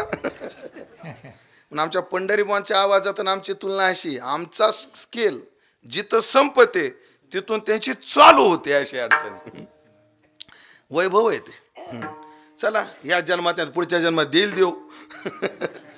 आणि देव बी बघा नो महाराज सर किती देवाला कळतं का. आवाज देताना लय कृपण झाला बघा, नको तिथं लय उदार झाला. असो चला. कृतज्ञता बुद्धी फार गरजेची आहे. महाराज कृतज्ञता बुद्धीने संताजवळ जातात आणि म्हणतात, संते तुम्ही कृपा केली म्हणून आज आम्ही इथं आहेत. बोलू मंडळी. हो, आज या भागामध्ये टाळ वाजतात, भजन होतं, दादाची कृपा आहे म्हणून होतं. नाही तर आपल्याला काय झालं असतं सांगा, काय परमार्थ कळाला असतं. प्रत्येक भागावर एका साधूची कृपा आहे. इकडे दादा आहेत, थोडं पुढे गेले मोतीराम महाराज, मारुतराव महाराज आहेत, पुढे गेले परभणीकर गुरुजी आहेत. प्रत्येक एका साधूची कृपा आहे म्हणून आज आम्ही इथं जाग्यावर आहेत. हे ध्यानात ठेवा. तात्पर्य, तुम्ही आमच्या जीवनावर कृपा केली, तुम्ही संते कृपा केली. पण कृपा कशी केली? शब्द लय गोड आहे. गंगे चाली ओघाची. गंगेची जी चाल आहे, चाल शब्दाचा अर्थ पद्धत. त्याची चाल नीट नाही बरं, म्हणजे त्याची वागण्याची पद्धत. गंगेची जी पद्धत आहे त्या पद्धतीने. मग गंगेची कृपा करायची काय पद्धत आहे हे संत वाङ्मयातल्या 4-5 पद्धती पाहू आणि 8 तास घेऊ. त्या 4-5 पद्धती पाहू. ऐका मंडळी, सगळ्यात महत्वाची गंगेची पहिली पद्धत आहे. गंगा स्वतः बरोबर जगाचं पाहते. फेडित पापताप, पोखित तिरीचे पादप, समुद्रा जाय आप गंगेचे जैसे. माणसानं संसारामध्ये इकडं पहा, संसारिक म्हणलं कमवलंच पाहिजे, संसारामध्ये खाल्लंच पाहिजे, उपभोगलंच पाहिजे, पण पद्धत आहे. माणसानं कसं कमवावं, लय गोड प्राण्याच्या दृष्टीने एक उदाहरण आहे पहा. माणसानं मधमाशीसारखं कमवू नये, माणसानं खारुताईसारखं कमवावं. खारुताई माहिती, अशी 5-7 फुटाची असते, केवढी असते, छोटी असते. तुम्हाला खारुताई आणि मधमाशीतला फरक सांगतो. मधमाशी सगळीकडे फिरते, मकरंद गोळा करते, पण एवढा खात नाही, नुसती गोळाच करत राहते, खातच नाही स्वतः. आणि कोणाला खाऊही देत नाही. खाऊ देते का? नुसतं तिला कळाव कोणी खाय लागले असं इंजेक्शन देती. कोण? ती मधमाशी. स्वतः खात नाही, दुसऱ्याला खाऊ देत नाही, पण तिला एखादा सवाशेर भेटतो, सगळं तिला हकालून देतो आणि तिचं आयुष्यभर कमवलेलं घेऊन जातो. एक पद्धत कोणाची? मधमाशीची. गोळा करण्यातच येते, स्वतः सुद्धा खात नाही. आपण कीर्तनात कधी शेरो शायरी म्हणत नसतो, पण आज एक म्हणतो फक्त. लय गोड आहे, लय गोड आहे. त्या मधमाशीसारखं तुमचं आमचं झालंय मंडळी. कसं झालंय ऐका. तो कवी काय म्हणतो, हिंदी कवी आहे. जिंदगी से बड़ी कोई सजा नहीं, जिंदगी से बड़ी कोई सजा नहीं, मेरा क्या जुर्म है मुझे पता ही नहीं. पुढे ऐका आता. इतने हिस्सों में बट गया हूं मैं, मेरे हिस्से में कुछ बचा ही नहीं. आम्ही स्वतःला एवढं वाटून टाकलंय सगळ्यांकरता, बायका करता, पोरांकरता, मित्रांकरता, स्वतः करता जगायला शिल्लकच राहिलो नाही. असं नाही. आता दुसरी खारुताई. दुसरी कोण आहे? खारुताई. खारुताईचं वैशिष्ट्य सांगतात. खारुताईला कोणत्याही बिया मिळाल्या, धान्य मिळालं, ते आधी पोटाला खाती, मग गालामध्ये साठवती, पिलाला चारती आणि स्वतःचं पोट भरून, पिलाचं पोट भरून ते बिया काय करते. म्हणून वृक्ष लागवडीमध्ये जगात सगळ्यात जास्त मोठा हात खारुताईचा आहे. प्राणीशास्त्र सांगतात काय, ही खारुताई ह्या बिया आपण नंतर खाऊ म्हणून पुरून ठेवती, आणि कुठं पुरून ठेवल्या ही विसरून जाती. ती खारुताई काय करते, विसरून जाते. आणि मग पाऊस पडतो आणि तिथं झाड उगवतात. म्हणून जिथं काही संबंध नाही ते झाड कसे काय उगवले कोणतेही, हे खारुताईचे उपकार आहेत. हो, म्हणजे कशी करते, स्वतः खाती, परिवारालाही खाऊ देते आणि समाजालाही खाऊ घालती. खारुताईसारखं जगलं पाहिजे माणसाला. कोणासारखं, खारुताईसारखं. बरं, केलेला उपकार ध्यानातही ठेवत नाही, ध्यानातही ठेवत नाही. पण आमची सवय तशी नाही. मधमाशी सारखी माणसं घरामध्ये हो चिक्कू सारखे राहायला पाहिजे, पण राहतात नारळी सारखे. चिक्कूचं बिल भारी. मला सांगा, पिकलेला चिक्कू फोडायला कोयता लागते का कुऱ्हाड? मग काय लागते? नुसतं दाबला चिक्कू की चिक्कू फुटतो, आणि त्यातलं बी किती तासानं बाहेर पडतं. हा, बरं, त्या बियाला एवढा तरी मगज लागतो का त्या चिक्कूचा? संसारात तसं राहता आलं पाहिजे. निघायची वेळ आली की झडझडून वेगळं निघता आलं पाहिजे. काय काय माणसं संसारात ओल्या नारळासारखी राहतात. फोडलं तरी कवटीला सोडितच नाही. कोण? नारळ. ते जेव्हा फोडून निघत नाही तेव्हा बाई हातात उलथनं घेते. शब्द आहे तुमच्या उलथन? ते उलथण्यानं काढायचा प्रयत्न करते, तरी कवटीला सोडितच नाही. कोण? बर, तेवढं भागलं नाही, तुकडे करून लेकरा जवळ देते. ती लेकरं दातानं टोकरून टोकरून टोकरून खातात, तरी सोडितच नाही. कोणाला? तुम्ही अजून कवटी म्हणता हेच मला वाईट वाटायला लागले. सोडतच नाही. हो, पण गंगा कशी आहे पहा, स्वतः तर परिपूर्ण आहे, पण आपल्या बरोबर दुसऱ्याला खाऊ घालत राहते. म्हणून संतांची कृपा करण्याची पद्धत काय? हो, महाराज म्हणतात, सेवितो हारस वाटितो अनेका. सेवितो हारस वाटितो अनेका. सेवितो हारस वाटितो अनेका. सेवितो हारस वाटितो अनेका. घ्या रे होऊ नका रान भरी, घ्या रे होऊ नका रान भरी. हरे हो नका रान भरी. हरे हो नका रान भरी. सेवितो हारस वाटितो अनेका. सेवितो हारस वाटितो अनेका. सेवितो हारस वाटितो अनेका. सेवितो हारस वाटितो अनेका. घ्या रे होऊ नका रान भरी, घ्या रे होऊ नका रान भरी. हरे हो नका रान भरी. हरे हो नका रान भरी. गंगेची पहिली चाल आहे. काय चाल आहे? ती आपल्या बरोबर दुसऱ्याला परोपकार करते. तसं तुम्ही तुमचा उद्धार करता करता आमचा केला. पहिला चाल गंगे चाली ओघाची. गंगेची दुसरी पद्धत लय भारी आहे. काय काय लोक दुसऱ्याच्या परोपकाराच्या नादात स्वतःच्या जीवनच विसरून जातात. भरताचं चरित्र पहा. भरत दुसऱ्यावर उपकार करण्याच्या नादात मी कशा करता वनात आलो हेच विसरून गेला. ध्येय विमुख झाला. संत कधीच ध्येयापासून विचलित न होता दुसऱ्याला मोठं करतात. नाही तर काय काय लोक दुसऱ्याचं कल्याण करण्याच्या नादात आपली भिवंडी करून ठेवतात. त्याला आमचे गुरुजी उदाहरण लय भारी देतात.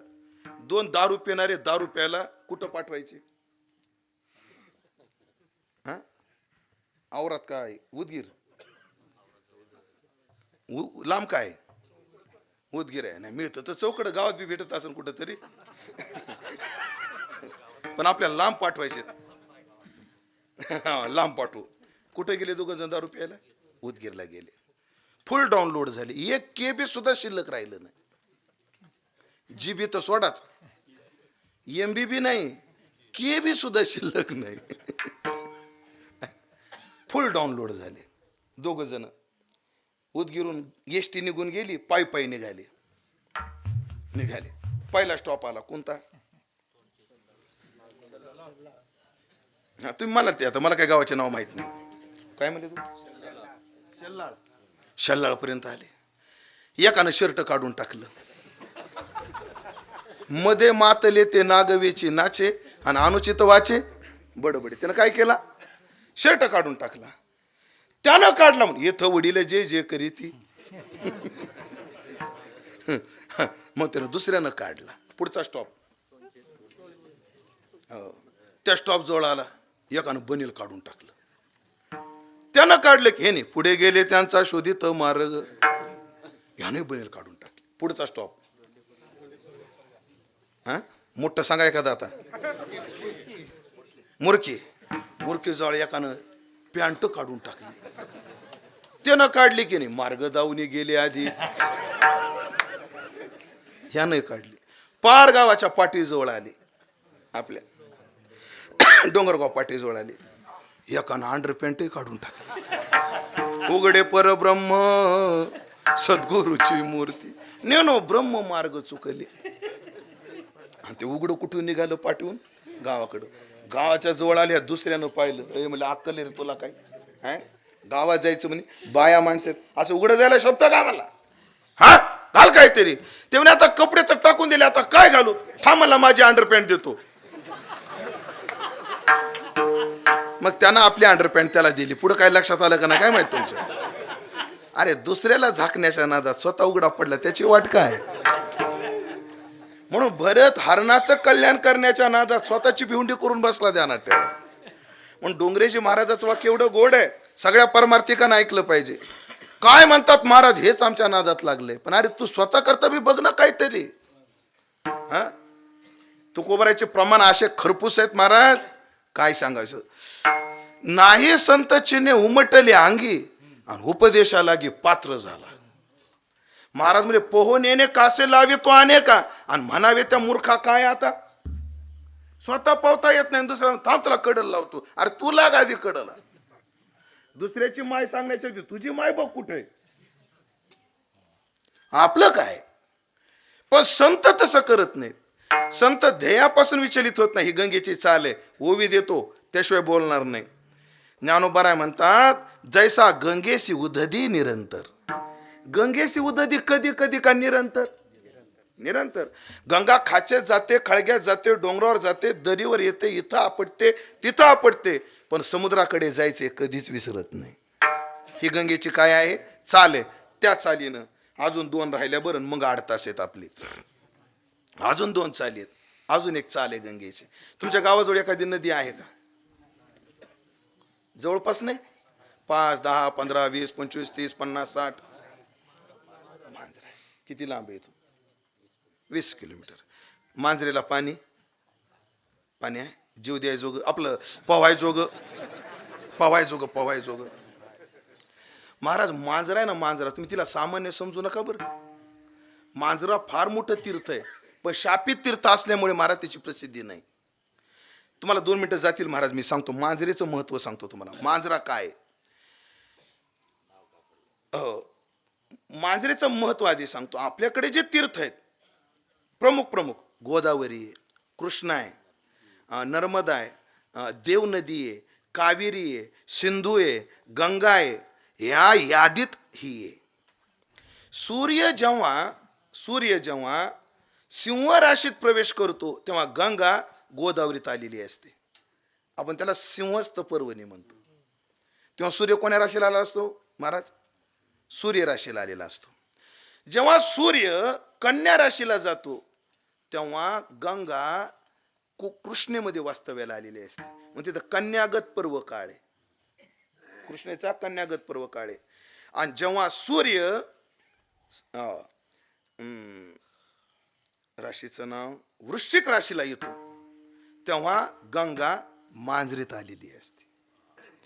अन्य गंगेचा नंबर 12 वर्षातून एकदा लागतो, पण मांजरेला वर्षातून 1 महिना गंगा हिच्या जवळ राहते आणि पुन्हा 12 वर्षांनी वर्षभर राहते. असा मांजरेचं महत्व आहे. म्हणून ज्याला हे आपले जे प्रमुख तीर्थ सांगितले का, मग हे तीर्थ ज्याला जवळ पडतात त्यांनी कधीच आज ते आता पंढरपूरला चंद्रभागेला नेऊन काशीला नेऊन टाकू ह्या भानगडीतच पडायचं नाही. उलट हिला डावलून जर आपण चंद्रभागेला गेलो, गंगेला गेलो तर ती गंगा शाप देते. माझी बहीण तिथं असताना इथं कशाला आला म्हणते. एवढं महत्व कशाचं आहे? या मांजरेचं आहे. पण या मांजरेला शाप असल्यामुळे तिची प्रसिद्धी नाही. फार महत्वाचं आहे ते, महत्वाचं तीर्थ आहे. चला, म्हणून ती सुद्धा काय आहे? गंगाच आहे. मला सांगा, जेव्हा ती मांजरा वाहते ते एकाकी मोठी होत नाही. गावातले नाले नाल्या सगळे तिच्यात मिसळतात. पण जेव्हा एखादा नाला मांजरेजवळ जातो, एखादा नाला मांजरेजवळ जाते, तेव्हा ती गंगा त्याचा इंटरव्ह्यू घेते का?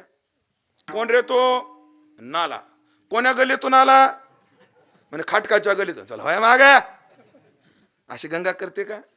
अगा गाव रसे भरले, पाणी पाठी पाय देता आले, ते गंगे काय म्हणितले परते सर नाही. गावा मागील ओहळ आणि गंगा न म्हणे अमंगळ. लगेच त्याला आपल्यात घेते. त्याचं काही न पाहता संतांनो, तशी तुम्ही माझ्यावर कृपा केली, गुण दोष याती न विचारी काही, आणि ठाव दिला पाहिजे आपुल्या. खरं सांगा पंढरीबा, मला कधी कधी प्रश्न पडतो. या लॉकडाऊन मध्ये मी घरी होतो, माझे वर्गमित्र भेटले सगळे शाळेतले, आमची 95ची बॅच. सगळे आम्ही एका जागी आलो, सगळे एका जागी आलो, आणि मी विचारलं, आता मी मुस्लिम बहुल गावातला आहे, क्या रे इरशाद क्या करता तू? कुछ नहीं महाराज, मोबाइल के कवरा बेचता. फारूक तू क्या करता? कुछ नहीं महाराज, मोज बेचता और चल रहा बोले हमारा संसार. इलियास तू क्या करता? कुछ नहीं, हमारे अब्बू की टपरी है, वो टपरी चलाता. मनसब तू क्या करता? बोले भंगार का दुकान चलाता. बोले दत्ता तू काय करतो? काय नाही महाराज, कोणाचे आधार कार्ड काढून दे, कोणाचे काय फॉर्म भरून दे, आपलं आपलं सेतूचं काम करतो, संसार चाललाय. लय अवघड आहे, अति अवघड आहे. बोले राहुल तू काय करतो? काय नाही, टेलरच्या हाताखाली काम करतो. मग मला प्रश्न पडला, मला जर ज्ञानोबा तुकोबा जर भेटले नसते तर यांच्याच भोवती माझं एखादं दुकान असलं असतं. फुगेल्या फुगे, कॅसाव फुगे.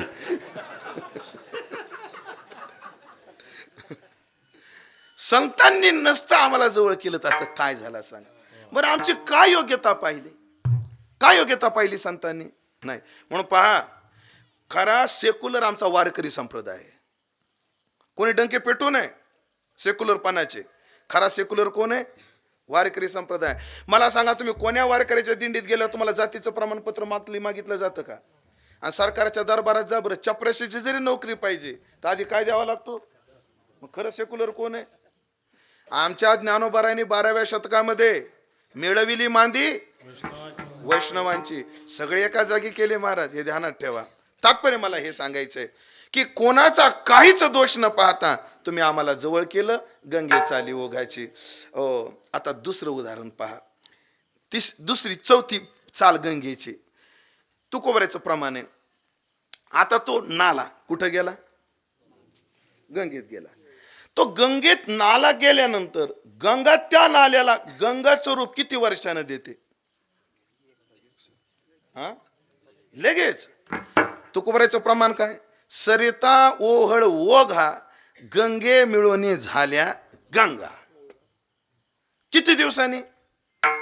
लगेच.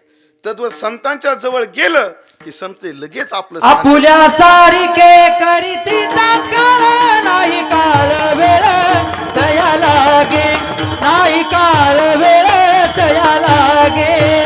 आपुला सारिके करीती तात्काळ, नाही काळ वेळ तया लागे, नाही काळ वेळ तया लागे.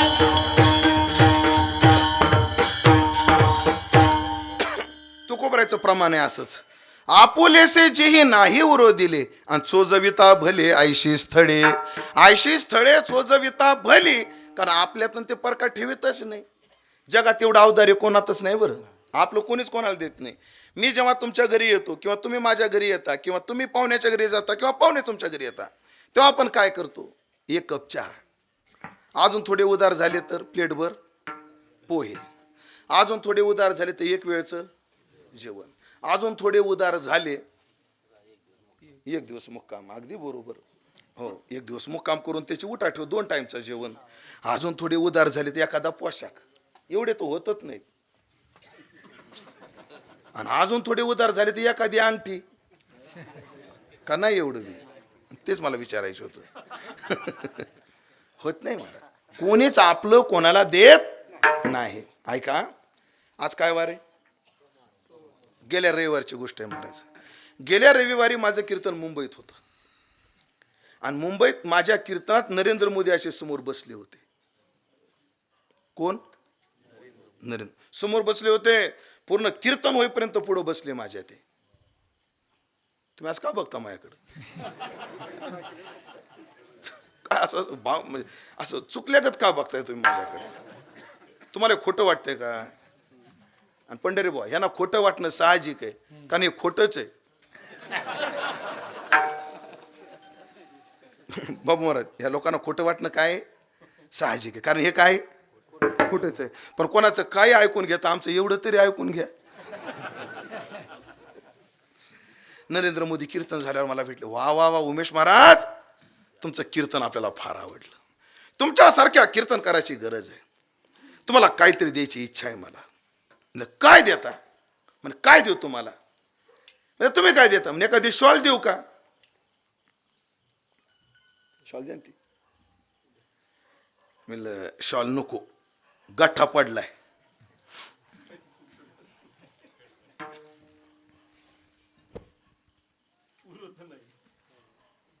शालीचं काय पडलंय? गठ्ठा. पांघराय पुरत नाही म्हणून काय झालं? आमच्या एका महाराजांनी डोकं चालवलं. महाराज डोकं चालू आमच्या महाराज लोकांनी. एकानं शालीला शाल जोडून त्याचं गोदड केलं महाराज. मंगेश महाराज एकानं तर अंडर पॅन्ट शिवल्यात मी पाहिल्या. ते डोकं चालू आमच्या महाराज लोकांनी. कोणाचा नाद नाही ते, बाकी नाही. म्हणजे शॉल नको. म्हणे महाराज मग एखादी गाडी देऊ का? म्हणजे 3च महिने झाली इनोवा घेऊन, गाडी नको. महाराज मठ बांधून देऊ का? म्हणजे बिलकुल नाही. गुरुच्या मठातच आयुष्य घालवायचं, नवीन मठ बांधायचंच नाही आपल्याला. मग महाराज तुम्हाला देऊ काय? म्हणजे साहेब माझ्या सगळ्या इच्छा पूर्ण झाल्याकडे एकदा पंतप्रधान करा आपल्याला. तेवढी महाराज मला 2 म्हाताऱ्याच्या तावडीतून सुटले गटले आणि 24 लाख काय होईल याचं टेन्शन सगळ्याला आलंय. तुम्हाला देऊ कुठून? कोणीच आपलं देत नाही. पण गंगा आपल्यात आलेल्या गटाराला जशी लगेच आपलं रूप देते, तसं संतांनो तुम्ही माझी जात कुळ याती न पाहता आपल्या पदावर बसवलं. ह्या चालीनं तुम्ही माझ्यावर कृपा केली. ह्या पद्धतीने तुम्ही माझ्यावर कृपा केली. गंगे चाली ओघाची. एकच उदाहरण सांगायचं ना, आता 8 तास घ्यायचे. ऐका, पण कोणतं पाणी गंगा रूप झालं? जे मिसळलं तेच ना. एकानं काय केलं, गटारातलं पाणी असं बाटलीत भरलं. द्या बाटली माझ्याकडं. बाटलीत नाही ना, काढायचं नाही, बाटलीत भरलं कोणतं पाणी आणि असं बुचन लावलं पॅक त्याला आणि टाकलं गंगेत. त्याला वाटलं मिसळलेलं पाणी लगेच गंगारूप होतं. बाटलीतलं पाणी 8-10 महिन्यानं एक गंगारूप व्हायला काय हरकत आहे? मग 10 महिन्यानं जाऊन पाहिलं तर ते पाणी गटारच राहिलं. का राहिलं? बुचण टाकून गेलं. तसं बरेच गटार संप्रदायात येतात.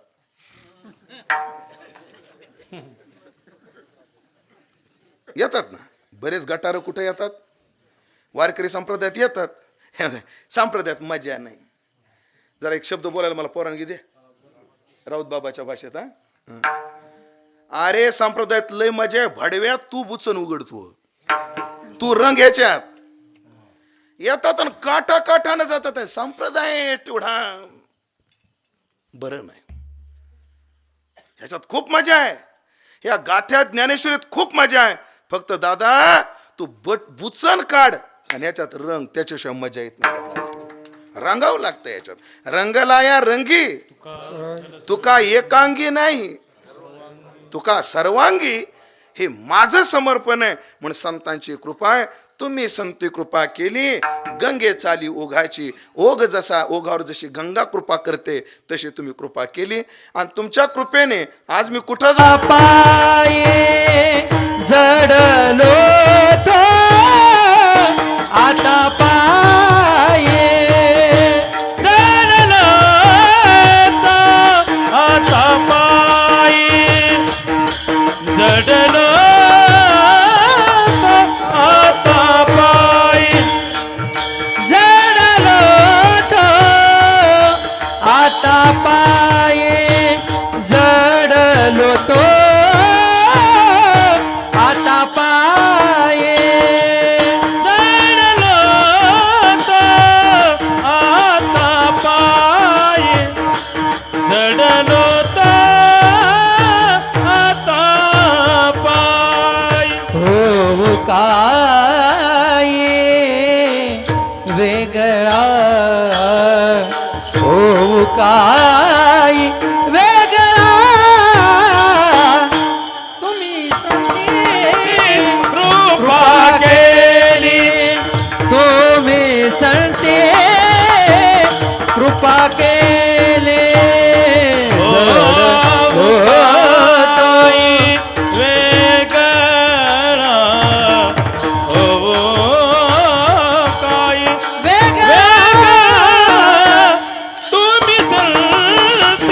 कृपा केली तुम्ही संते कृपा केली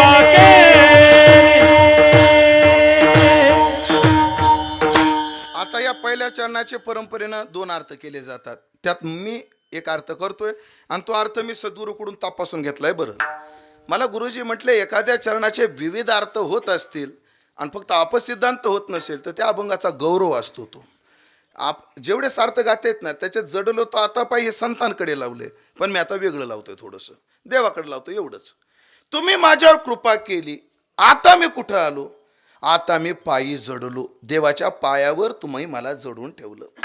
इथं 2 अर्थ करायचे. ज्ञानपर अर्थ करायचा ठरला तर तुम्ही मला आत्मस्वरूपावर अधिष्ठित केलं. आता तत पदम तत्परिमार्गितव्यम यस्मिन गता हा न निवर्तन्ते भूयाः. आता मी वेगळा होणार नाही.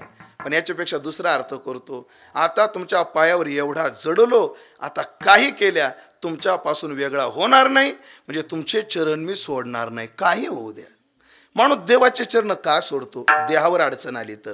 पण भक्ताची भाषा आहे, देह जाऊ अथवा राहू पांडुरंगी दृढ भाव चरण न सोडी सर्वथा. काही लोकाला संसार आडवा येतो परमार्थामध्ये, किंबहुना धनुर्धरा येता स्वरूपाची या घरा करी तसे आडवारा विश्वाभास जो संसार आडवा येतो. पण यांनी याच्या पायावर एवढी निष्ठा ठेवली, जाळोनी संसार बैसलो अंगणी. देवा, देवावर कोणतेही संकट येऊ दे, मी तुझे चरण सोडणार नाही. देव म्हणले, का तुकोबा, मी तुम्हाला हकालून दिलं तर मग काय करताल? तो का म्हणे, आता आम्ही नवजो दौडिता, तुम्ही हकालून दिलं तरी आम्ही इथून निघणार नाही. तुकोबा नुसतं दवडलं नाही, तुम्हाला फटके मारून बाहेर काढलं तर? ऐका महाराजांचे शब्द काय येतो. आमच्या निष्ठा लय कुचके येतो, अति कुचके आहेत. दशमीला पाऊस जर पडला तर पंढरपूर सोडून आम्ही घर गाठीतो. 2 वर्षापूर्वी आठवते का? गाठले का नाही घर? जय हे आकाशवर पडो पाहे म्हणणारे आपण, जाऊ दे सांगणारे आपण, ते सुद्धा निदान काही वारकरी तिथे येतात. असे काही माणसं आहेत महाराज वारीलाच येत नाहीत, कीर्तनकार आहेत. जय रे महाराज. तुम्ही म्हणले होते पंढरीशी जारी आले नो संसारा, आम्ही आलो पंढरपूरला, कुठे तुम्ही दर्शन घ्यायचं होतं? नाही, माझं काही येणं झालं नाही. आमदार साहेबाच्या आईचा 10वा होता, करतो ते 10वे. वारी राहू दे, इकडे चुली जाऊ दे वारी. आहेत आपल्यातले असे. तात्पर्य ऐका मंडळी, देवा फटकेच नाही, शब्द काय ऐका, लाकुडन चप्पलन लाथा नाही, अरे घन घाल माझ्यावर, मजवरी घाली घन, पण चित्त न ढळे तुझ्यापासून. पण तुझ्यापासून निष्ठा आता हलणार नाही. ह्याला म्हणतात जडलो तो आता पायी. हो काही वेगळा, काही केल्या मी वेगळा होणार नाही. काही प्रलोभन येऊ द्या, मी देवाच्या चरणापासून वेगळा होणार नाही. ए रुक्मिणी, चल जेवायला. आई भूक नाही ग. काय करू बाई, पोरगी 4 दिवस झालं जेवत नाही. अगं तुम्ही तरी विचारा तिला काय झालं. मैत्रीण गेली जवळ. रुक्मिणी काय झालं तुला? ताप येतो का? नाही. डोकं दुखतं का? नाही. अंगाला चंदन लावू का? नाही. चंदनाची चोळी माझी, फुलाची शेज घालू का? नको. तुझ्या आवडीचा बिबास गाऊ का? नको. मग तुला पाहिजे काय? देवकी नंदने विना आणून आवडे. मला देवकीच्या नंदनाशिवाय दुसरं कोणी आवडत नाही. देवकी नंदन कुठं पाहिलं त्याला? फेसबुकवर त्याची प्रोफाईल पाहिली का काय? इन्स्टावर त्याची प्रोफाईल पाहिली का काय? नाही ग रुक्मिणी, प्रोफाईलला बोलायचं नसतं. प्रोफाईलवर नाव असतं संजय, असतो सलीम. शाने होय. द केरळा स्टोरी पाय एकदा, सावध होय. प्रोफाईलवर फुलायचं नसतं. प्रोफाईलवर दिसलं की त्याला म्हणायचं आधी आधार कार्ड पाठव. पाहिलं काय? म्हणे नाही. मग त्याला मन कस काय जडलं तुझं? की नाही का म्हणजे परवा दिवशी कीर्तन झालं, आपला 5-6 दिवसापूर्वी आपल्या गावात नारद महाराजाचं कीर्तन झालं आणि त्याने त्याच्या रूपाचं आणि गुणाचं वर्णन केलं. श्रुत्वा गुणान भुवन सुंदर शृण्वताम. ते त्या मैत्रीण डोक्याला हाणून घेतलं. अगं कोणाचं ऐकून? नारदाचं ऐकून. अगं या कीर्तनकाराचं काय खरंय का हो?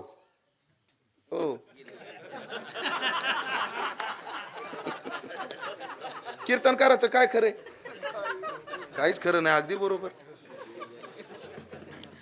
एक कीर्तनकार म्हणतो भक्तिपंत बहु सोपा आणि दुसऱ्या दिवशीचा म्हणतो भक्ती तो कठीण. काय खरं या कीर्तनकाराचं? काव चौपदार हे मतदान द्यायला तयार नाहीत. काय खरंय? काय खरंय?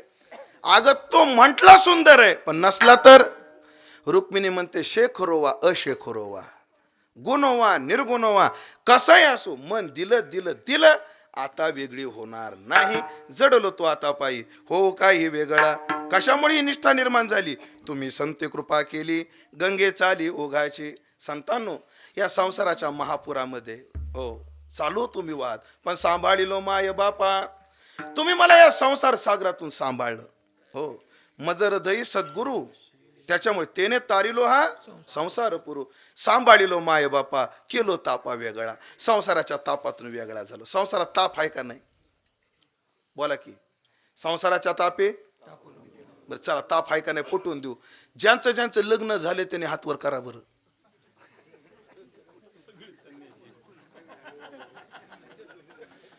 ज्यांचं ज्यांचं लग्न झालं त्याने हातवर करा. बाबू महाराज, या गावात एवढे ब्रह्मचारी, एवढे ब्रह्मचारी आळंदीत नाहीत सध्या. मंगेश महाराज, आळंदीत राहिलेत का ब्रह्मचारी एवढे? काय ब्रह्मचारी तुमच्या गावात?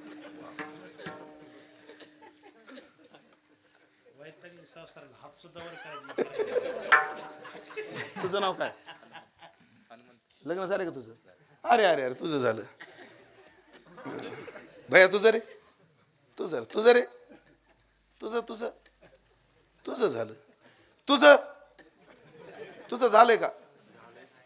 तुझं नाव काय? प्रशांत. ऐक, उभा राहा 1 मिनिट. थोडाच उभा राहा, 2 मिनिटं फक्त. तुझं लग्न झालंय का? नाही. ए भांडूल, तू बस, तू भांडूल करायला लागली. भांडूल का असं नाही करायचं. प्रशांत, ह्यांचे लग्न झालेत का? बाकीच्या झालेत का? हात वर केला यांनी?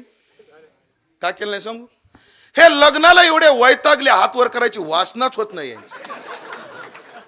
प्रशांत, तुझी वेळ गेली नाही, सावध होय बाळा. माझ्या गाडीत जागा आहे. संसाराच्या तापे तापलो मी. आणि ताप नाही तर काय हो? किती ताप आहे, पटवून देऊ 2 मिनिटात. संसारातला ताप पटवून देतो तुम्हाला. बायको प्रवासाला घेऊन जाताना, बायको प्रवासाला घेऊन जाताना पिशवी कोणाकडे असते? नवऱ्याकडे. पण पिशव्या जर 2 असले, एक जड आणि एक हलकी, तर जड कोणाच्या बोकांड देऊ? नवऱ्याच्या. स्टँडवर गेल्यावर एसटीची चौकशी कोणी करायची? नवऱ्याने. एसटी आल्यावर पळू जागा कोणी धरायची? नवऱ्याने. आणि पळू जागा धरली, जागा जर एकच भेटली तर बसायचं कोणी? मला तेच म्हणायचं होतं. आणि जागा जर 2 भेटल्या तर खिडकीच्या बाजूला हवा घेत कोण बसत? आणि एसटीतल्या लोकांच्या घामाचा वास घेत कोण बसत? Conductor. Ticket ticket ticket ticket ticket. Conductor आला. तिकीट कोण फाडीत? नवरा. तिला जर तहान लागली तर पाण्याची बाटली कोण आणीत? नवराच आणतो. तिला जर कुरकुरे खाऊ वाटले तर कुरकुऱ्याचे पुढे कोण आणीत? नवरा आणतो. तिला उसाचा रस गारगार प्यावा वाटला तर कोण पाहिजे? नवरा पाहिजे. आणि एवढं खाऊन तिच्या पोटात डच मळलं आणि ती जर ओकली तरी तिच्या शेजारी कोण बसत? बाबू महाराज ते बीडला स्वामीच्या सप्त्यात कीर्तन करत होतो, बंकट स्वामीच्या नारळी सप्त्यात, आणि सहज म्हणलं तिच्या शेजारी कोणाला बसावं लागत? चौबदार म्हणला महाराज काव काव पुसावं बी लागत म्हणला. बरं अजून वनवास संपलेला नाही. एवढं करून बायको पाहुण्याच्या घरी नेली तर निघताना लुगडं कोण नेसत? आणि ह्याच्या नशिबाला एवढा एवढा रुमाल नाक पुसाय पुराणा. बरं अजून वनवास संपला नाही. आत्ताशी तोडीन किरवानी चालू झाली. पुन्हा परतीच्या प्रवासात हिच्या पाहुण्याकडे जर गेलेला असला तर तुम्ही माझ्या पाहुण्याची कशी चुकीची वागली हे ऐकत यावं लागत. ह्याच्या पाहुण्याकडे जर गेलेला असला तर तुमचे पाहुणे मला कसं बरं बघत नाहीत हे ऐकत यावं लागत. बरं तिनं किती ताप देऊ द्या, तिला घरीच आणावं लागत. जसा एखादा गुरखी म्हैस घेऊन शेतात जातो, ती म्हैस कोणाच्या धानाव पुडू, ती किती उधळू आणि त्या किती ताप देऊ त्या म्हशीनं, म्हैस कुठं आणावं लागती? दावणीलाच आणावं लागती. तसं हिनं किती ताप दिला तिला घरीच आणावं लागतं. कोणाला? ए म्हैस म्हणू नको बाबा, बायको म्हणून अडचणीत आणू नको मला, घरीच आणावं. आणि घरी आणल्यावर शेवट तिची भैरवी आहे का, पिशवी ठेवीत नाही ती, आदळी ती आणि अशा हात जोडी ती. आणि याच्यानंतर तुमच्या सोबत कुठंच कसे अनुभवाचे बोल बोलायला लागले बघा, कुठंच येणार. पण पंढरी बोला प्रश्न पडला असाल, हा बाबा तर ब्रह्मचारी, ह्याला एवढं बारीक कसं माहिती? तुम्हाला प्रश्न पडणं साहजिक. मी ब्रह्मचारी आणि ह्याला एवढं बारीक कसं माहिती? त्याचं कारण आहे सर, हे ऋषी मुनी रोज भेटतात मला आणि हे तपस्वी ऋषी मुनी त्यांचे अनुभव सांगतात, ते आम्ही कीर्तनात सांगतो. आम्हाला काय माहित असायचं? महाराज मी तापाचा एक नमुना सांगितलाय तुम्हाला. असा संसारात लय ताप आहे, पण केलो तापा वेगळा, त्रिविध तापाची झाली बोळवण, देखील चरण वैष्णवांचे.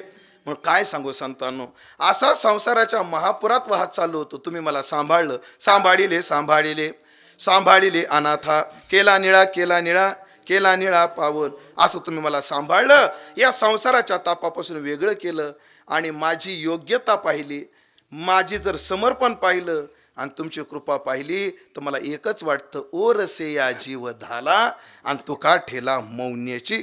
तुम्ही माझ्यावर कृपेचा वर्षाव केलाय. माझी योग्यता नाहीये, चातकाला पाहिजे होता एक थेंब आणि बरसला मेघ.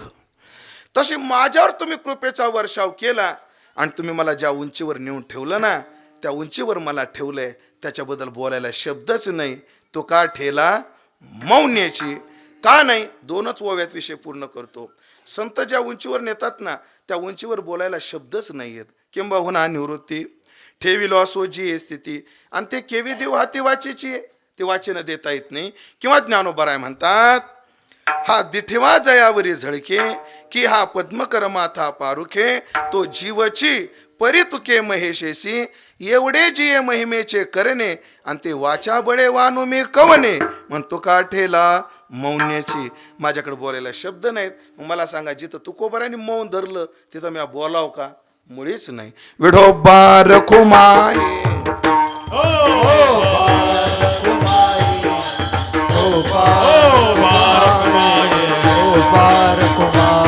कुंडली कवरदारी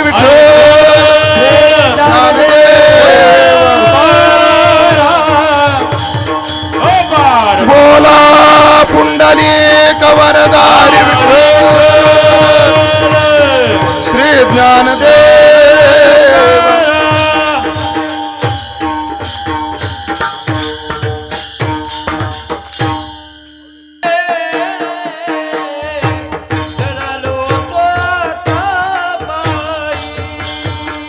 बोला बोला बोला, हा जडलो तो आता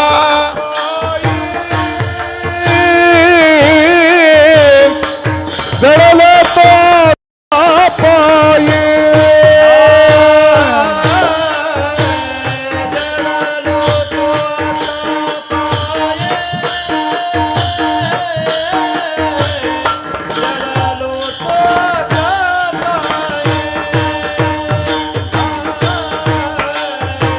जळले तो आता पायी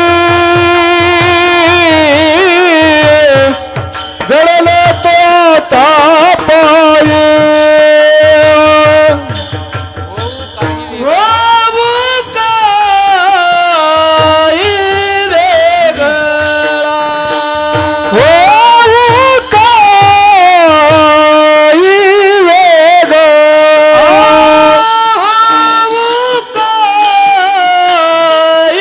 वेगळा होऊ काही वेगळा तुम्ही संती कृपा केली तुम्ही संती कृपा केली तुम्ही संती कृपा केली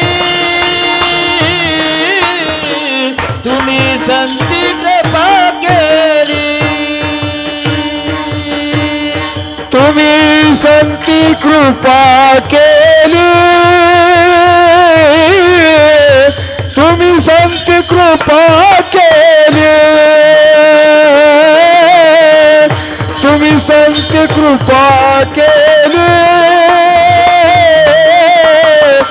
तुम्ही संत कृपा केली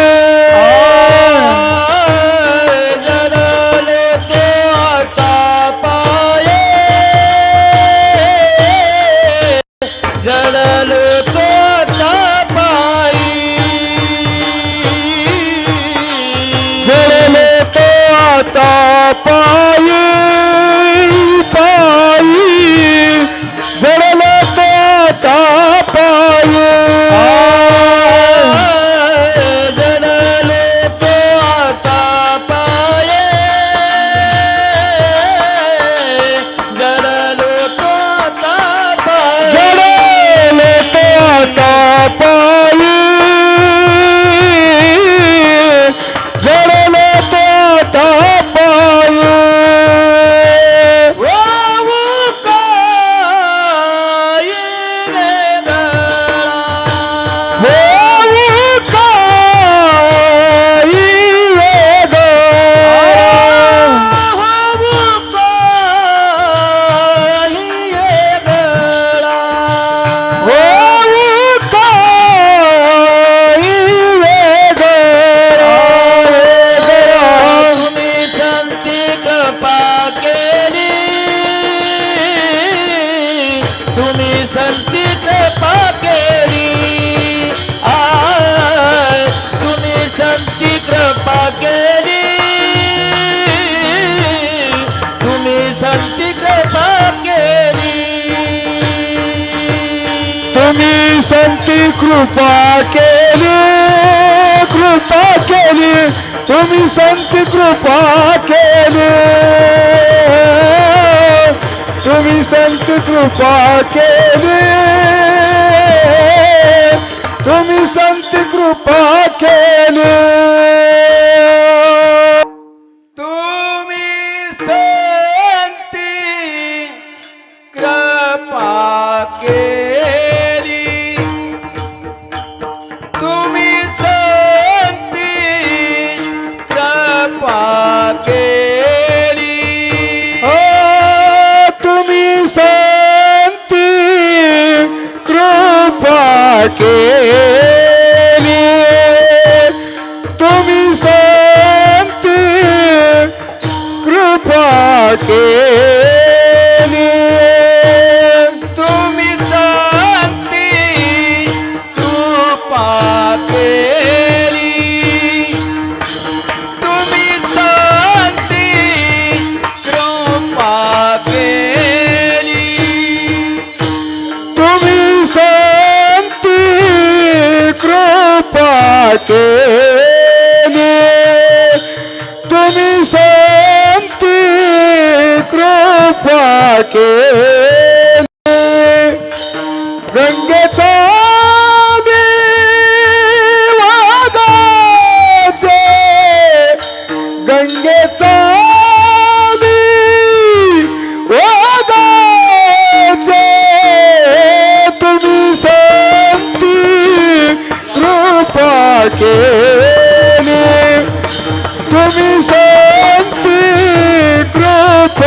केली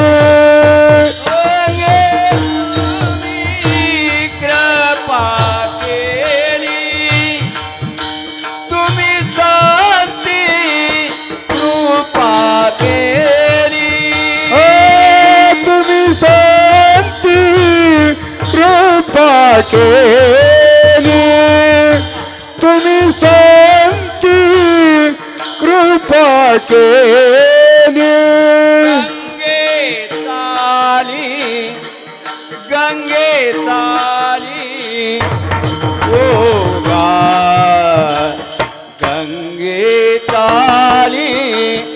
गंगे ताली ओ गाती तुम्ही सोती कृपा केली तुम्ही सोती कृपा केली गंगे चाली वगाचे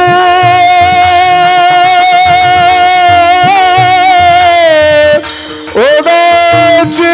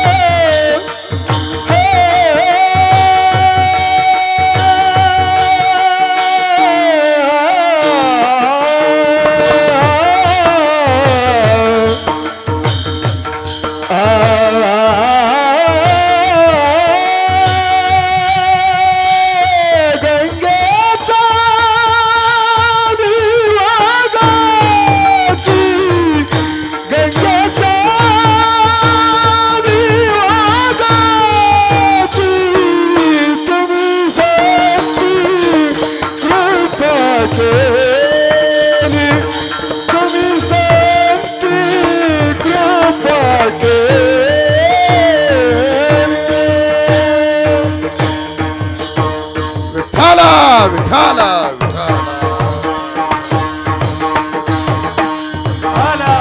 कुंडली कमरदा श्री ज्ञानदेव तुकारा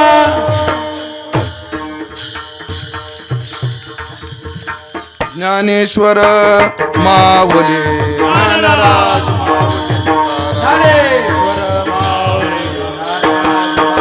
महाराज ज्ञानेश्वर माऊली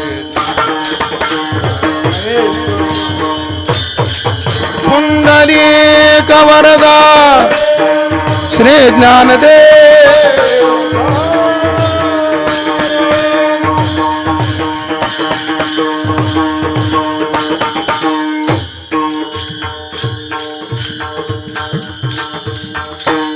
सेवेचा भाग संपला. जगद्गुरु तुकोबारा या अभंगातून संत कृपेने आपल्याला जी अवस्था प्राप्त झाली त्याचा परिहार महाराजांनी कृतज्ञता बुद्धीने दिलेला आहे. प्रभू करो दादांची कृपा आपल्यावर व्हावी, ज्ञानोबा तुकोबाची कृपा व्हावी, आपली निष्ठा प्रभूच्या चरणावर दृढ व्हावी आणि आपल्याला सुद्धा ती अनुभूती यावी की जडलो तो आता पायी हो काही वेगळा, सांभाळिलो माय बापा केलो तापा वेगळा. ही अवस्था साधू संतांच्या कृपेने आपल्याला प्राप्त व्हावी अशी प्रार्थना त्यांच्या चरणी करू. सेवेला पूर्णविराम देऊ. अभंगावर जे काही वेडवाकडं बोलू शकलो ते माझ्या वारकरी शिक्षण संस्थेतले गुरुवर्य माझे गुरुवर्य संतवीर बंडातात्या कराडकर माझ्या गुरुच्या चरणी सेवा समर्पित करतो. वाणीला पूर्णविराम देतो. सर्व फडावरची दादाच्यावर निष्ठा असणारी सर्व टाळकरी मंडळी यांच्या चरणी विनम्र भाव व्यक्त करतो. महाराष्ट्रातील दिग्गज गुणीजन मंडळी, मी सुरुवातीला ज्यांचा नाम उल्लेख केला, ही सर्व गुणीजन मंडळी, एखाद्या गावाला एक दिवस भेटत नाही पण तुम्हाला एवढ्या दिवस इथं ते लाभले याकरता तुमचं समर्पण आणि तुमचं प्रेम हे त्याला कारणीभूत आहे. या दृष्टिकोनातून त्यांची उपस्थिती आहे. गावातील सर्व तरुण मंडळीची कीर्तनात संख्या, बाहेरून का होईना पण पाठिंबा आहे, त्यांचेही आभार. म्हणून माझी तरुणांना विनंती राहील की आपण येत जावं, हरिपाठाला येत जावं, टाळ घेत जावं, उभं राहत जावं. जर आज टाळ चुकल, उद्या टाळ चुकल, तुम्हाला तुमचे मित्र म्हणतील अय महाराज झाला तू, मग चांगलं आहे ना महाराज होणं, काय वाईट आहे. हो काय म्हणते बुवा झाला, मग बाई आहे का, मी बुवाच आहे की म्हणायचं. हां, पण तरुण मंडळींना विनंती की आपणही टाळ घेऊन उभं राहत जा. चुकल, एक दिवस चुकल, 2 दिवस चुकल, आणि तुम्हालाही विनंती आहे की तुम्ही त्यांना सांभाळून घ्या, त्यांना आपल्यात ते कसे येतील याचा आग्रह धरा. सुरुवातीला ते धोतर नेसूनच येतील असं नाही, पांढरे कपडेच घालून येतील असं नाही, जसे येतील तसे घ्या. म्हणून काही लोक म्हणतात महाराज असे कपडे पाहिजे, कोणाचा नियम आहे तसे कपडे पाहिजे. आमचा एकच नियम आहे, कपडे असले पाहिजे.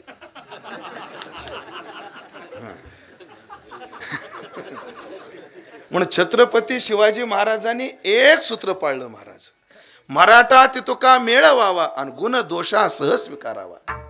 ह्या पोरांना आपण आता जवळ केलं तर पुढचं भविष्य चांगलं आहे. म्हणून पोरांनाही विनंती करेन की गावात सप्ताह चांगला व्हायचा असेल तर म्हाताऱ्याने कर्मटपणा सोडला पाहिजे आणि पोराने उर्मटपणा सोडला पाहिजे. पोराचा उर्मटपणा गेला आणि म्हाताऱ्याचा कर्मटपणा गेला की गावाचं भविष्य चांगलं आहे.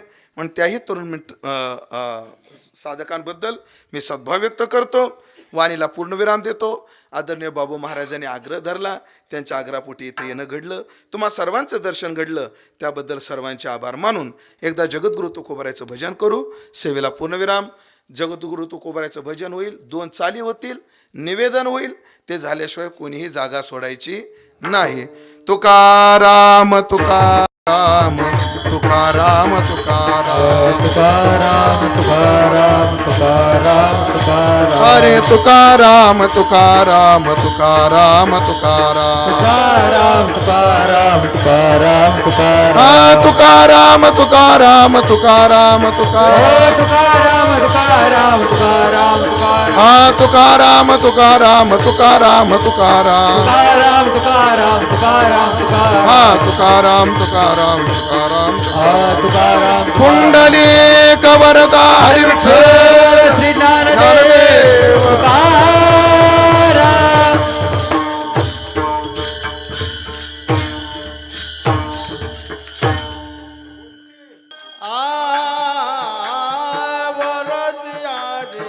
इको कमी करा इको.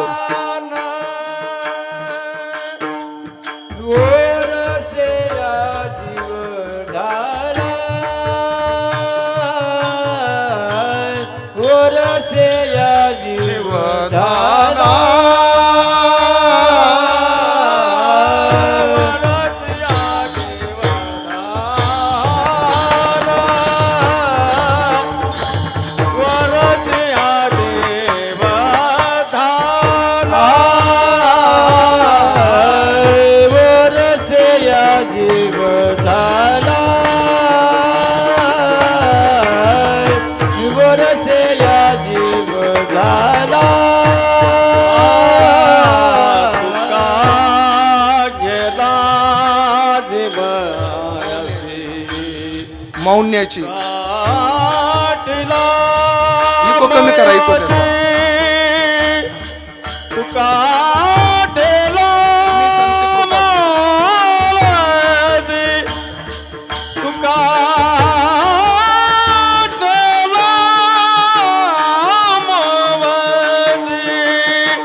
तुम्ही सांभाळेले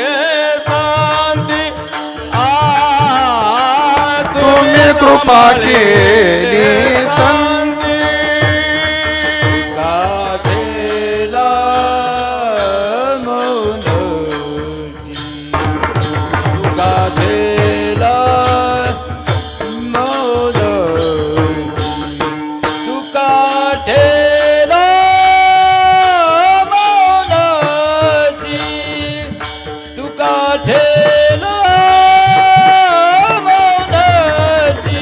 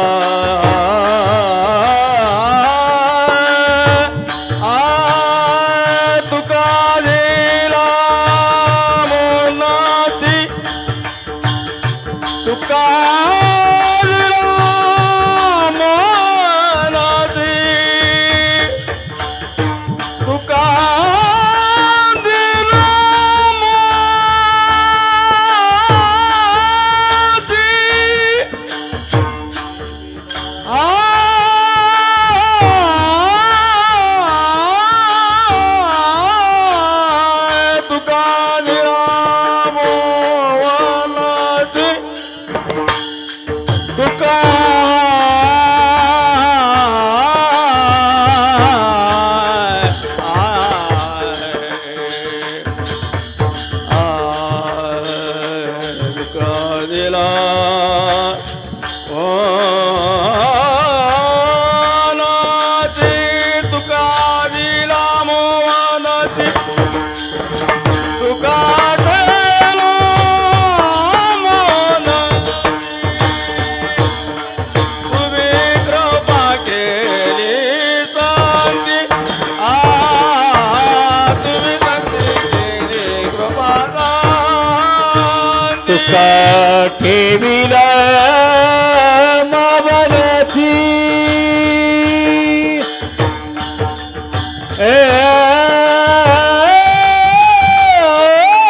तुका ठेविला मावनाची तुका ठेविला मग तुका ठेविला मावनाची तुका ठेविला मावनाची तुका ठेविला मावनाची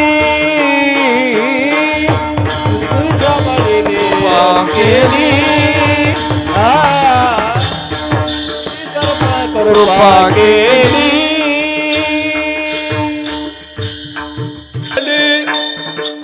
तुम्ही सांगते कृपा केली तुम्ही साठी कृपा केली तुम्ही साठी कृपा केली तुम्ही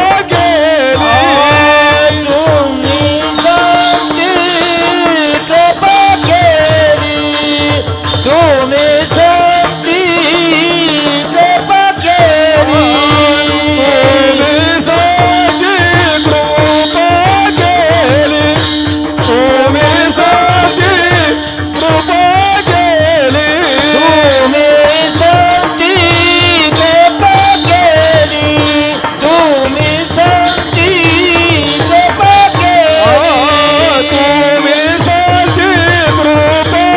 केली तुम्ही सांगते कृपा केली तुम्ही साठी कृपा केली तुम्ही साठी कृपा केली गंगा झाली ओघा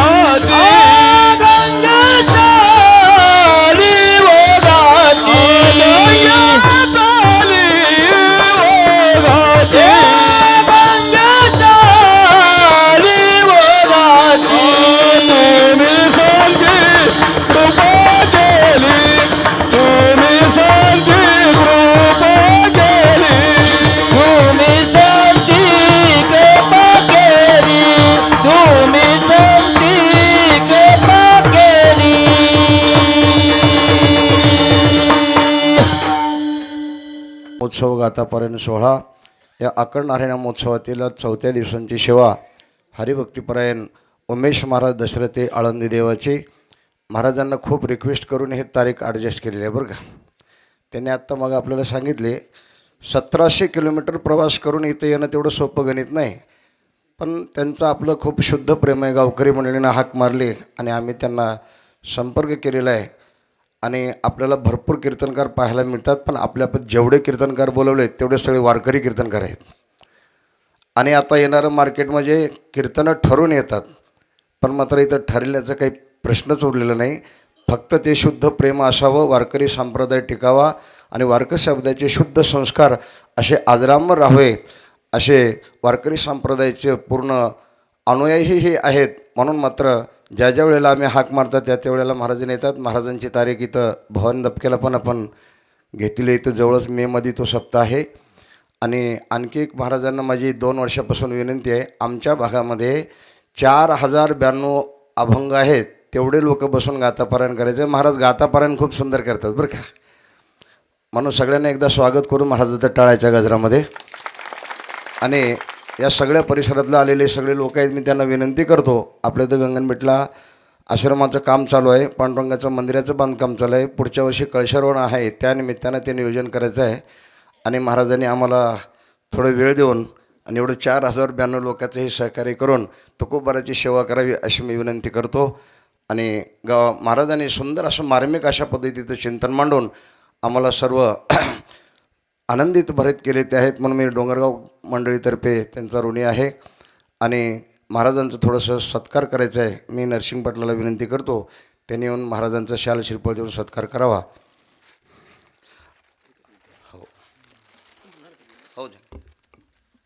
जसा पुढच्या वर्षी महाराजांच्या मंदिराचा कळशारोहणाचा जसा योग आहे, तसं पुढचं वर्ष अजून एक दृष्टीने महत्त्वाचं आहे. पुढच्या वर्षी तुकोबारायला वैकुंठाला जाऊन 375 वर्ष होत आहेत. कारण ही बीज तुकोबारायची 374वी आहे आणि आता पुढची जी बीज येईल ते 375वी आहे. म्हणून तेही योग आहे आणि हाही योग आहे. त्याचा योग साधून जर तसा कार्यक्रम करता आला तर मोठा आनंद होईल. म्हणून सर्वांनी आपण महाराजांनी दिलेल्या सूचनेचं स्वागत करावं अशी विनंती करून, विठ्ठल जय जय विठ्ठल, पुंडलिक वरदा हरी विठ्ठल, ज्ञानदेव तुकाराम, पुंडलिक वरदा हरी विठ्ठल, ज्ञानदेव विठ्ठल जय जय विठ्ठल, जय जय विठ्ठल, जय जय विठ्ठल, पुंडलिक वरदा हरी विठ्ठल, ज्ञानदेव